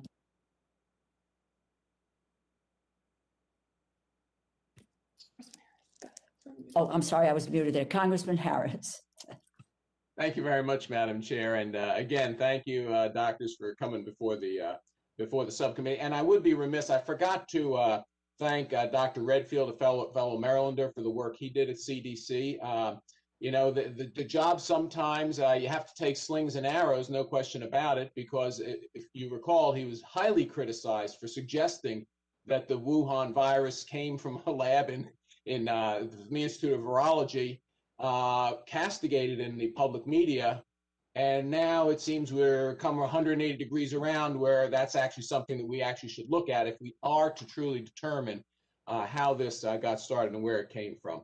But let me go ahead and just ask about just to clear something up. By the way, because it was suggested that somehow Florida had kind of a bad response to COVID. I guess I don't know. I think that Florida actually has among the lower rates of infection, and despite the possible description of a vaccine rollout as hectic, it seems that the public health goal should be to get to a good result, and I think Governor DeSantis did. That's just my comment. I mean, and it's objectively backed up by objective data, which is what we should be talking about, is objective data.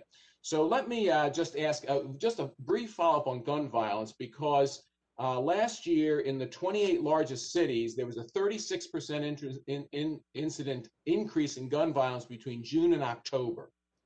Very briefly, any ideas what could possibly have resulted in such a huge increase in gun violence in our cities? Thank you, Congressman. Dr. Harris, I also wanted to, I neglected in our first round to applaud you and thank you for all of your public service in trying to get people vaccinated. I did want to highlight that and thank you for that. We are actively doing research on firearm injury prevention as highlighted by the priorities of the National Academy of Medicine, the who, what, when, and how of gun violence, of injury, firearm injury, and we'll look forward to those studies. Okay, no, thank you very much, because I think we have to get to the root of the increase in gun violence and then question whether or not it's because policing activities have decreased. Many police forces in my local jurisdiction, for instance, have up to a third of their positions vacant because you can't find someone who wants to be a law enforcement officer anymore. The other thing that I wanted to ask about is the data. As you look at robust data collection, I would hope two things. One is that you do it obviously across the various parts of the CDC and bring it into what you suggest, Doctor, should be the way we collect data in 2021, not on the backs of envelopes, and develop a robust system, because it certainly is necessary. But as part of that, I do hope that you look at what went on with nursing home deaths in New York during the COVID epidemic, because I think we owe it to our seniors to understand what appears to have been data manipulation in New York. And I think we need to get to the end of it. Now, I'll just close out the last minute and a half and ask you to update us on Zika, which we haven't heard about for a while, thank goodness. Zika, and very briefly, you in passing mentioned Ebola, but we know that it's still simmering in Africa. What are the threats of these two diseases right now to Americans? I'm going to pass that to Dr. Schuchat, but just sort of comment and say that among the things that I think that is critically important is the investment in SETNet, which is the review of maternal mother-baby pairs, which I think helps us evaluate not only Zika, but also COVID-19. Dr. Schuchat? Yeah, I think there are a lot of lessons from the Zika epidemic. A virus that had been recognized many years earlier with a mild syndrome, but a lab test that was developed because of that initial outbreak in YAP. And then, the introduction into our hemisphere and the terrible outbreak in Brazil, and then in many other countries, including southern US. That reminded us how important it is to have entomologists in public health, a discipline that had been lost, and to have surveillance at the local level for mosquitoes. We know there are a lot of threats right now in mosquitoes and ticks and other vectors that can be the carriers of new diseases to susceptible populations. So the result of the Zika work was strengthening that infrastructure that we have with some centers of excellence, the SETNet that you just heard about that helps us track not just Zika, but other threats like opioid related harms, or syphilis, other things that can affect mothers or babies. And so it really gets back to the public health infrastructure and the need for sustained focus. We get investments and then we lose them, and then we're surprised when a new threat takes us without preparation. I can tell you from meetings at the World Health Organization, they were very concerned about loss of resources to be able to continue to understand Zika as it hit newer communities that hadn't yet been through what we went through in the Americas. So I just think the emerging threats are out there, and that we need systems that are agnostic to pathogen or agnostic to disease that protect all of us. Thank you very much. I yield back. Congresswoman Lee. Thank you very much. For Dr. Schuchat, one lesson that we learned during COVID-19 was the need for consistent, standardized, disaggregated, culturally appropriate data collection methods to really determine how to address and where to address targeted resources for medically underserved communities. Now, this was a heavy lift. We put this in all of our legislation. We asked CDC to collect the data, to work with states to give us the information as it relates to language, and to disaggregate the data based on race, ethnicity, gender, socioeconomic status. We never really, I don't think CDC ever took us seriously. So I'm wondering now, where are we in terms of data collection? Because we have to know, not only for COVID, but also for any healthcare initiatives that disproportionately impact people of color. And then Dr. Walensky, let me follow up. I wanted to just ask you, following up from Congresswoman Bonnie Watson-Coleman's question on HIV and AIDS. You know, we had an HIV/AIDS national strategy and plan. We went around the country seeking input from impacted communities to develop this plan. And I'm wondering if we have an update of a national HIV/AIDS strategy plan, and if we have a point person in the White House who's really putting all of this together and coordinating it. Dr. Schuchat. Yeah, thank you. I really appreciate the attention that Congress gave to race and ethnicity and socioeconomic variables. And it was a tragedy at the beginning of the epidemic how behind we were. We are not done with improvements, but this has been a very high priority for the administration and the CDC, and we have made it a priority for state and local public health. They are somewhat hamstrung by what data they have access to, and so we've been trying to take a systematic approach to address both tracking cases, hospitalizations, deaths, as well as vaccinations in a way that gives us complete, actionable information. We've been using something called the Social Vulnerability Index, which is really driven where we try to get vaccine access to be improved, and that has borne results. We've seen a narrowing of the disparities of who's getting vaccinated. We've deployed through partners with HRSA and FEMA to get federally qualified health centers out in the areas of greatest need, to get the pop-up and the mobile clinics that FEMA is facilitating into the areas of need. In our pharmacy partnership, we've been reaching much greater percentages of individuals who reside in high social vulnerability index areas. We've been looking at the zip code level, not just the county level, to get those resources out. And I just really applaud Congress for saying this is important, you got to do it, and us being able to have the resources to try to follow up. But Thank you. And I'd like, we only have a couple of minutes left to get a report back from CDC at some point on the status of what we asked for in all of the legislation as it relates to data collection, if that's possible. Yes, and we've been providing a monthly update on the data systems, but I think a more comprehensive one, I'm sure we're happy to follow up on. Thanks a million. Dr. Walensky, what about, and I've, like you mentioned earlier, we've known each other for many, many years as it relates to getting a handle on how we achieve an AIDS-free generation by 2030. So have we updated our national AIDS strategy, and are we coordinated now with the White House in implementing one, if we have one? So what I know is I used to use that AIDS strategy as my research Bible. These are where we needed to study. So I'm very familiar with it. I don't believe we've yet updated it in this administration. Of course, this administration for the last 4 months has been really focused on making sure that we can get out of COVID so that we can focus on other areas of health. But I do know that in the months ahead, when COVID is no longer what we're doing most of the time, that this is a high priority for this administration. I will look forward to that. Okay, thank you, Madam Chair. I'll yield the balance of my time. And thank you again, Madam Chair. Thank you. Thank you. Congresswoman Herrera Butler. Thank you, Madam Chair. I wanted to go back to maternal mortality. I know that was discussed a little bit earlier. In my district, two of my counties, Skamania and Pacific County, are considered maternity care deserts, and Lewis County, which is near there, is classified as having low access to maternity care. And lack of access to care stops women from receiving care that they need, especially those struggling with mental health and substance use, which I've seen a spike in those counties and in that area.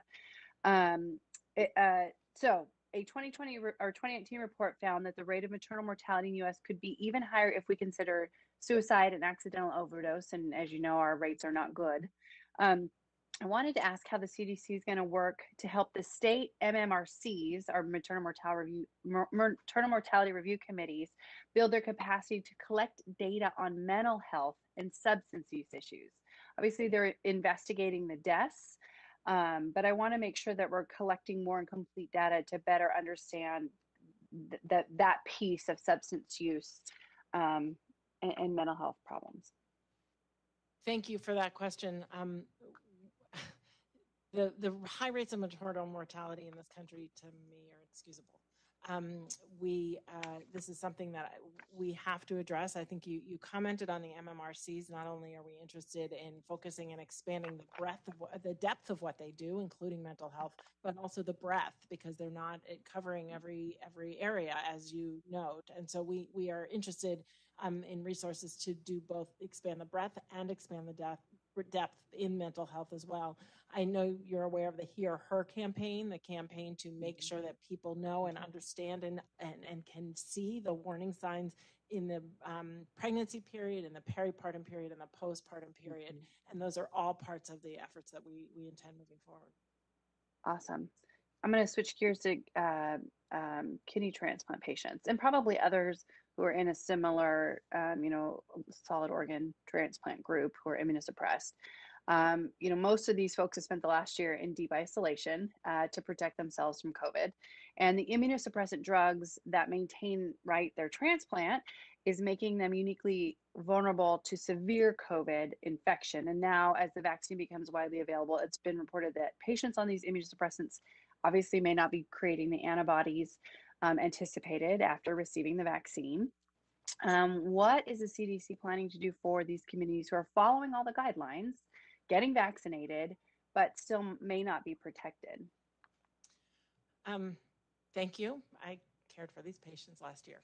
So I'm deeply aware of following these patients, their worst COVID outcomes, and now the challenges associated with how we care for them moving forward, given that vaccine may not be protective. We know this is true of a lot of vaccine preventable diseases, both in the oncology world before transplant, as well as in the transplant world as well. And there's a whole discipline of transplant infectious diseases for exactly this reason. And in fact, what you're raising is not unique to kidney transplant. This was studied out of Hopkins. Dory Segav demonstrated it's many different kinds of transplant, and it's not just unique to transplant. They also demonstrated that dialysis patients, even before they were transplanted, that didn't have as robust an immune response. We continue to learn an extraordinary amount about these vaccines, who they protect, how long it lasts, and what we can do about it. We have very much indicated that we will continue to need, those patients, in order to remain protected, will continue to need to mask until we understand this further for their own health. I think when it comes to the masking piece, one of my family members is immune compromised, and I also have small children. So I understand that tension between public and the need for my younger kids to have that access to social emotional development, but also want to protect one of my other kids who obviously a vaccine isn't going to do it. So I understand this. I think the data really has to lead us, and that's a really easy thing to say, considering I recognize there were challenges with the last administration in politics. There's challenges with this administration politics. That's the name of the game. But making sure that you, as the director, the CDC director, it is all backed up with policy based on the data, I think is going to give us the best path forward when no one knows all the answers on this. I don't think anybody's expecting you to do that. But the trust to me is the most important thing, is making sure I know I can trust the data and the recommendations that are coming out, and I can back those up at home with my constituents as well. So thank you for that. Thank you. And maybe what I will just add to say is, for those who can't get vaccinated, or for those who are not going to have a robust immune response, the best protection we as a society can give them is to have everybody else around them vaccinated. It's true. I have my shot. Thank you. Thank you. Yes. Congresswoman Clark. Thank you. And staying on children and the pandemic for a moment, we know that kids are at a lower risk for severe infection, but my understanding is that COVID-19 has also become one of their top 10 causes of death in this country, which is, of course, a cause for alarm. What do you see as the benefits of vaccinating our children and youth? And when do you expect to have enough safety data available to vaccinate a child of any age? Thank you for that question, because I do think that some of the data and numbers are hard. You know, it is the case that a young person may be less likely to die of COVID-19 than an old person, but a young person is less likely to die of anything than an old person. And so comparing these are not always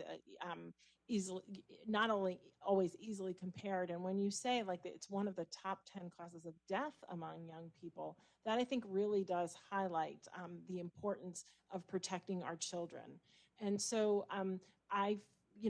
of course, I want to see what the clinical trials demonstrate and what the data shows, and the safety as they do these scaled down trials down from age 12 to age 9 to age 6 to age a year. As we look at those and we see the trial data that demonstrate they are both safe and effective, I think there's an extraordinary role for vaccinating our children to protect their own health, to protect their family's health, and to protect their community's health. Do you have any sense of a timeline, or is that just too hard to really know at this point? My understanding is they're looking for a timeline late fall, early 2022 is the last that I've heard. I don't know whether that will be the entire spectrum or whether that'll be like down to age 9 or age 6. Some of this really, I hate to say it, it depends. You get outcomes in these trials when people, in the placebo arm get infected. If there's less disease out there, you have less infections in the placebo arm. So really, it does depend on where we are with the pandemic too. Okay. I also wanted to talk to you about recently the World Health Organization urged that wealthy countries like the US postpone vaccinations for children in order to donate more doses to COVAX, the vaccine sharing initiative. Is your agency concerned that vaccinating our children will detract from participating in being a partner and ending the global pandemic? And sort of how are you approaching this balancing act? I think we have to do both. We were, I think we were the country with the largest number of deaths across the world due to COVID-19. This was a put on your own face mask so that you're able to help others. And that's what we're working to do right now. We're actively scaling up in our efforts, not only to provide funds to COVAX, but also to provide vaccine, as I mentioned, 80 million doses. We at CDC are now working as those doses get donated and implemented with countries so that we can help them in immunization programs, help them with vaccine confidence, help them with adverse outcome event surveillance, and to do all of the work that we have been doing here in this country scaled up around the world. Great, thank you. And in my brief minute left, I want to go back to talking about data collection. And we know extensive evidence showing communities of color are disproportionately impacted. Dr. Schuchat, I wonder if you can tell me how CDC's data collection has changed, and how are you working to make sure that we are collecting impact data on communities of color and disaggregating that data. I'm sorry, there's like no time left, basically. This is such an important issue. If we don't know where the problems are, we can't address them. And so the public health data modernization effort needs to reach every community with trust and with skilled systems, skilled people working on skilled systems. We have made progress this past year with increased completeness of race ethnicity data. We have much more timely mortality data now. The laboratory reporting has gotten to be quite speedy, but it's usually missing all the information we're interested in. So some of our highest yield focus areas now relate to electronic health records and other data systems that can be linked to the public health information so that we can have complete, actionable, timely data. So a lot of progress, but a lot more to do. And we do think this really needs to go beyond COVID, because the next thing is not going to be COVID. We're not done with this, but we can't develop a beautiful, perfect, pristine system for one disease and then have everything else fall behind. You recall with the EVALI lung injury problem, just a couple thousand cases really exhausted our data capacity. Now with many millions of cases of COVID, we've learned that we have to scale. We have to have the systems and the workforce that can handle them. Thank you. My time has expired. I just want to thank you again, Dr. Schuchat, for your remarkable service. We're very grateful. Thank you, Madam Chairwoman. Thank you. Thank you.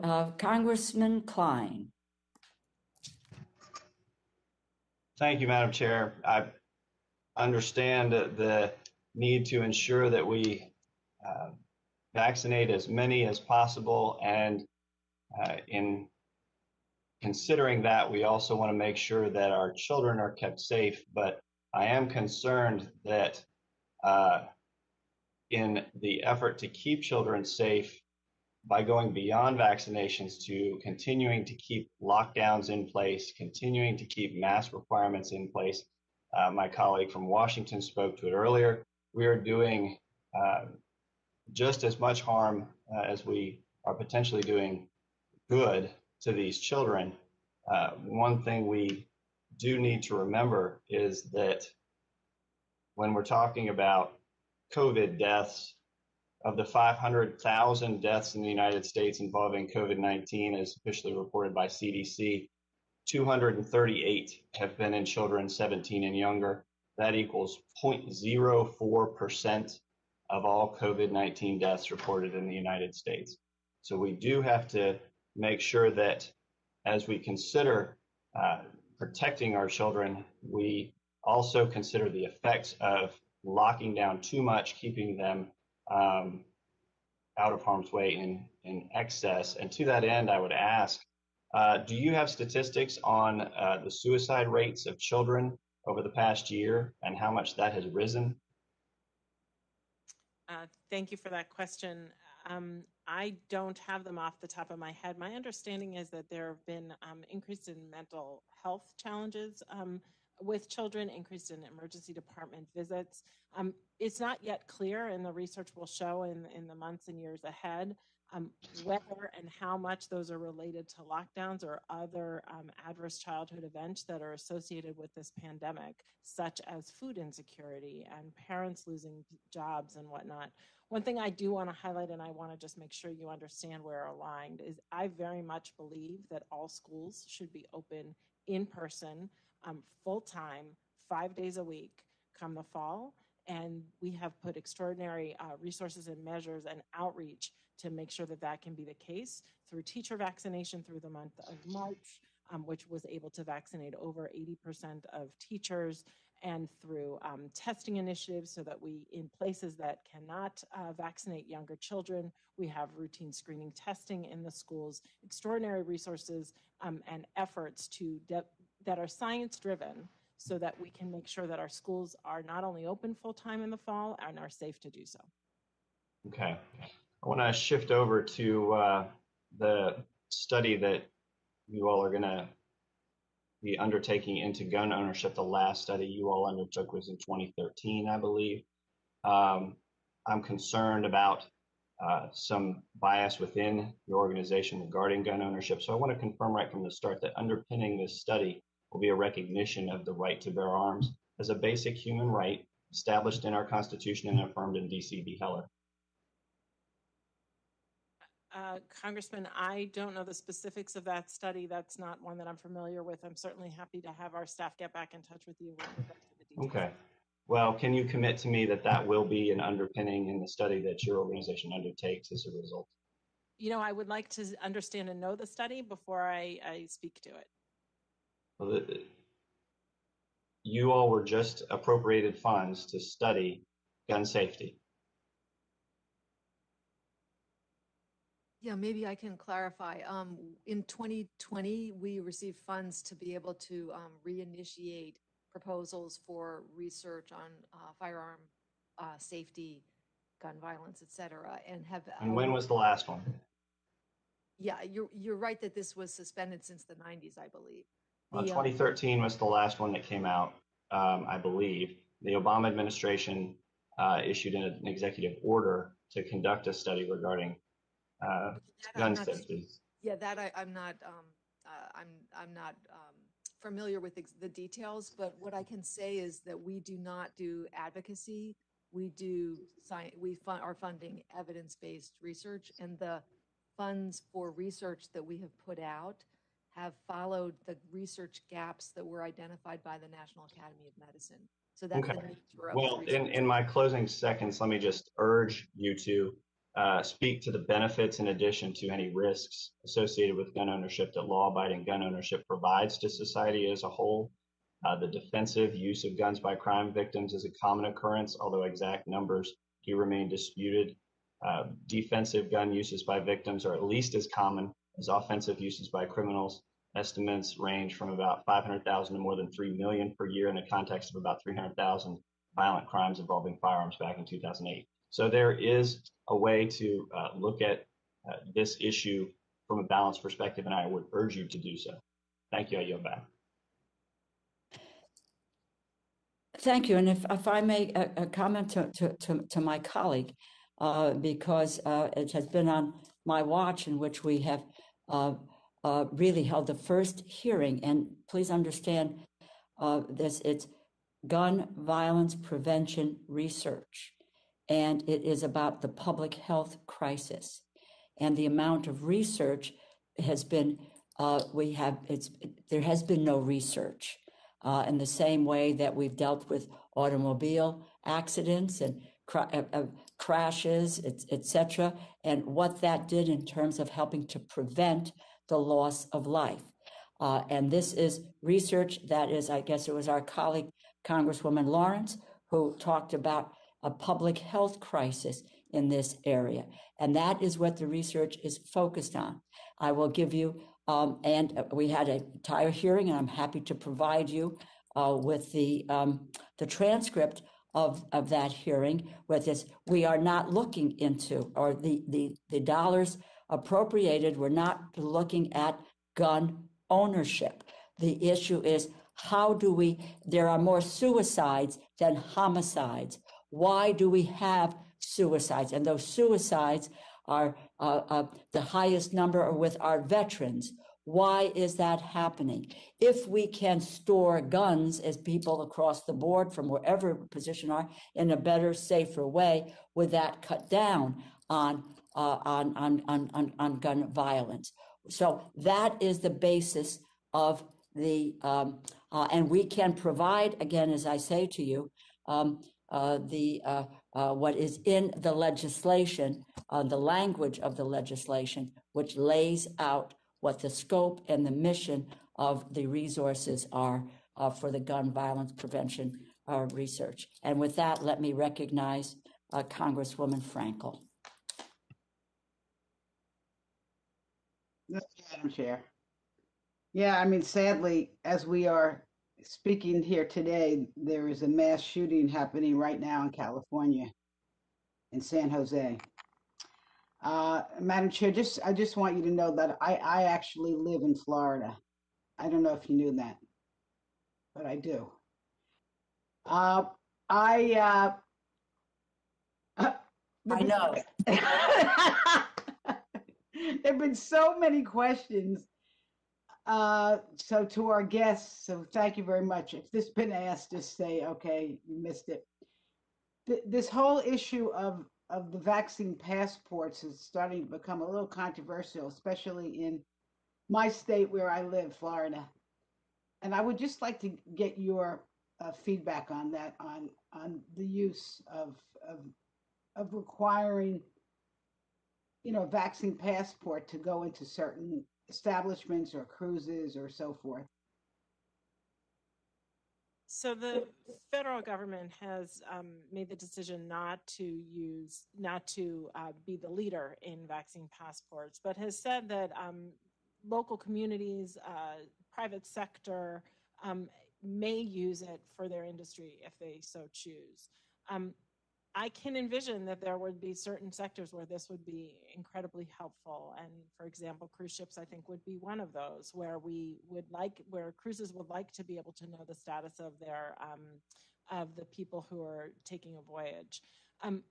What I will say is that the most important thing is that people get vaccinated. And if there's a lot of people who are getting vaccinated, the utility of this passport, in fact, if everybody gets vaccinated, the utility of these passports is nil, right? So really the most important, the reason that we even have to have a discussion about passports is because people are not getting vaccinated. But if we can get people vaccinated, then the importance of these passports really diminishes entirely, or these verification mechanisms really diminish entirely. Yeah, I'll just stop. Okay. And if you could get us, maybe someone on the staff can get us that confidence hotline number, that would be helpful. Be happy to do that. Yeah, I'm going to just switch the subject for a moment, which I want to talk a little bit about domestic violence, because I know that you have a program, I think it's called Delta. You also manage the Rape Prevention Education Formula Grants, and I'd like to ask you a little bit how that is going, what kind of progress is being made.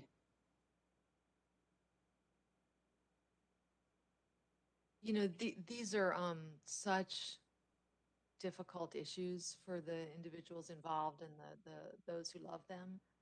There are,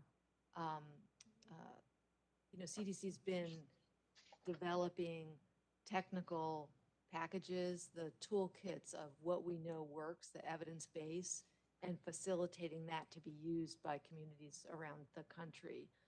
And we have funded additional programs to sort of scale up these efforts. Things are different in one place or another, and sometimes, whether it's rural or urban area, the nature of the challenges are complex. The team working on this is incredibly dedicated and empathetic in their carrying out the research efforts, but mainly what we're doing is supporting programs to implement evidence-based strategies. Thank you. I'll give one a softball question. I know we've been talking a lot about COVID and AIDS and other diseases and so forth. What, in your opinion, are the top healthcare issues that face Americans today? I'm not even a good hitter, but I'm going to take a swing. We need to bolster our public health workforce, our public health infrastructure, our workforce, our data, our labs. We need to work on health equity in this country. Everything that we do has to be founded in health equity in this country. We obviously need to get through this COVID-19 pandemic and get everyone vaccinated. And we have a lot of work to do in opioids. We have a lot of work to do in HIV. We have a lot of work to do in mental health. We have a lot of work to do in health losses that we saw during this pandemic. 11.7 million childhood vaccinations have not been given. So I look forward in leading this agency through this pandemic and to address all of the public health infrastructure of this country. Thank you so much, everybody. I'm going back to the beaches. Wear sunscreen. Very good. Maybe they this get weekend. That issue as well, Lois. I don't know that there are any other members for questions, because then I would, if there are not, what I would want to do is to yield to Congressman Harris. And if if you'd like to be, and recognize you for any closing remarks you'd like to make, Dr. Harris. Yeah, thank you very much, Madam Chair. And as usual, you know, the some of the hearings we have in this subcommittee are the most fascinating hearings, I think, in all of Congress, to be honest with you. I want to thank again the doctors for being with us today. I want to say that the CDC, obviously, you know, look, the CDC plays an incredibly important role in the interface between science and the American public to a large extent. The American public looks to leadership in the CDC grounded in science. You know, for an example, I'm glad to hear that the federal government's not going to get involved in vaccine passports, because we have to admit there is no data that vaccine passports would contribute anything right now. There's just no data. Now it might, and it might be tempting to think it would, but it was very tempting to think that fomite transmission was also very, very important at the beginning. It kind of made sense. Look, I used all the hand cleaner in the world. Turns out that's not really as important as we thought.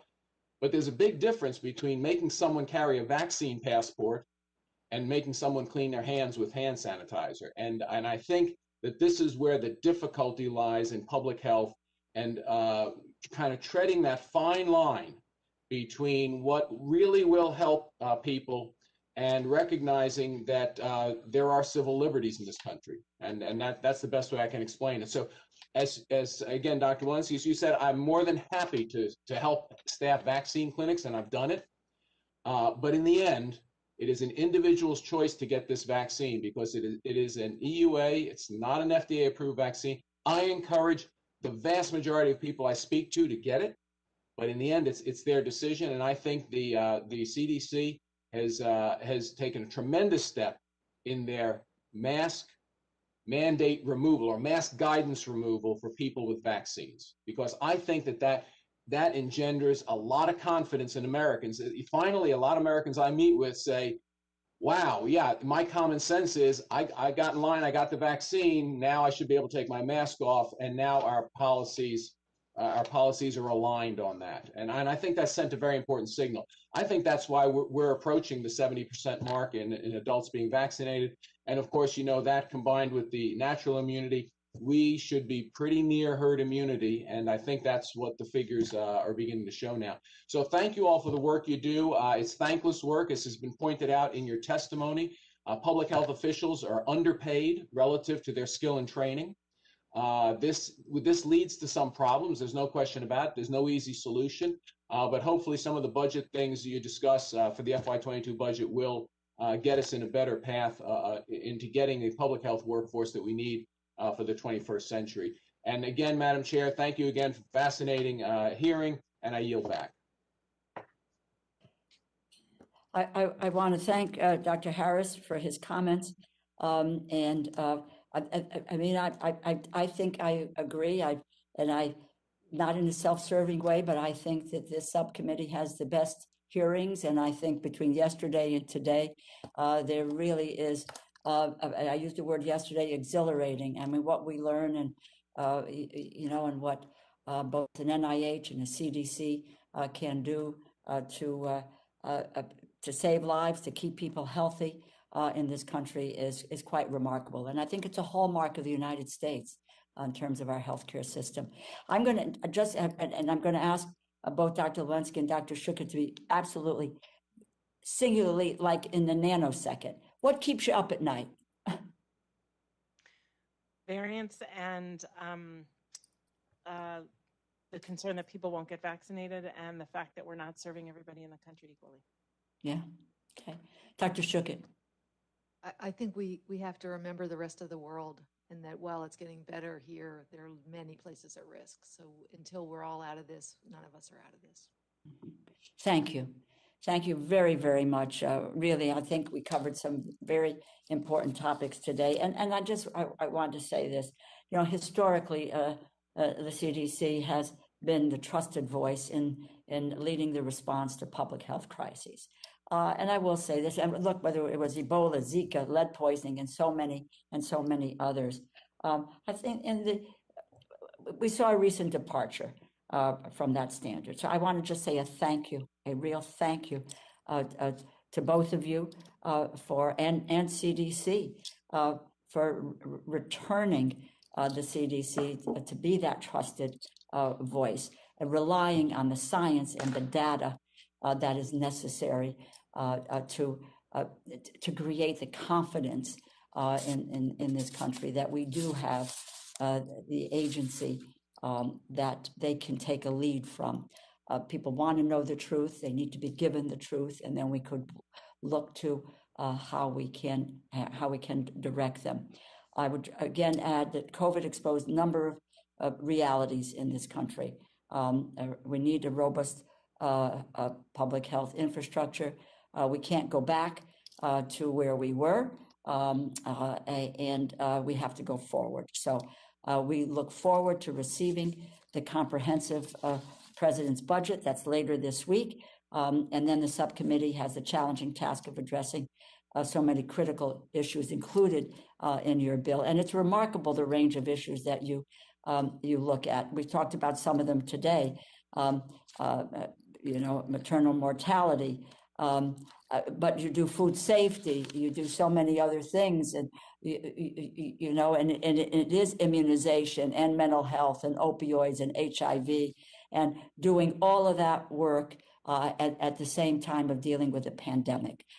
So we want to provide the resources that you need, and we'll continue to fight for that sustainability that I think has come through as the thread of this hearing today, and that for the CDC to do the job that we want them to do, you need to have the continued resources, not for this, just for this pandemic, but for whatever else comes to pass for this country. So thank you, and with that, this hearing is adjourned.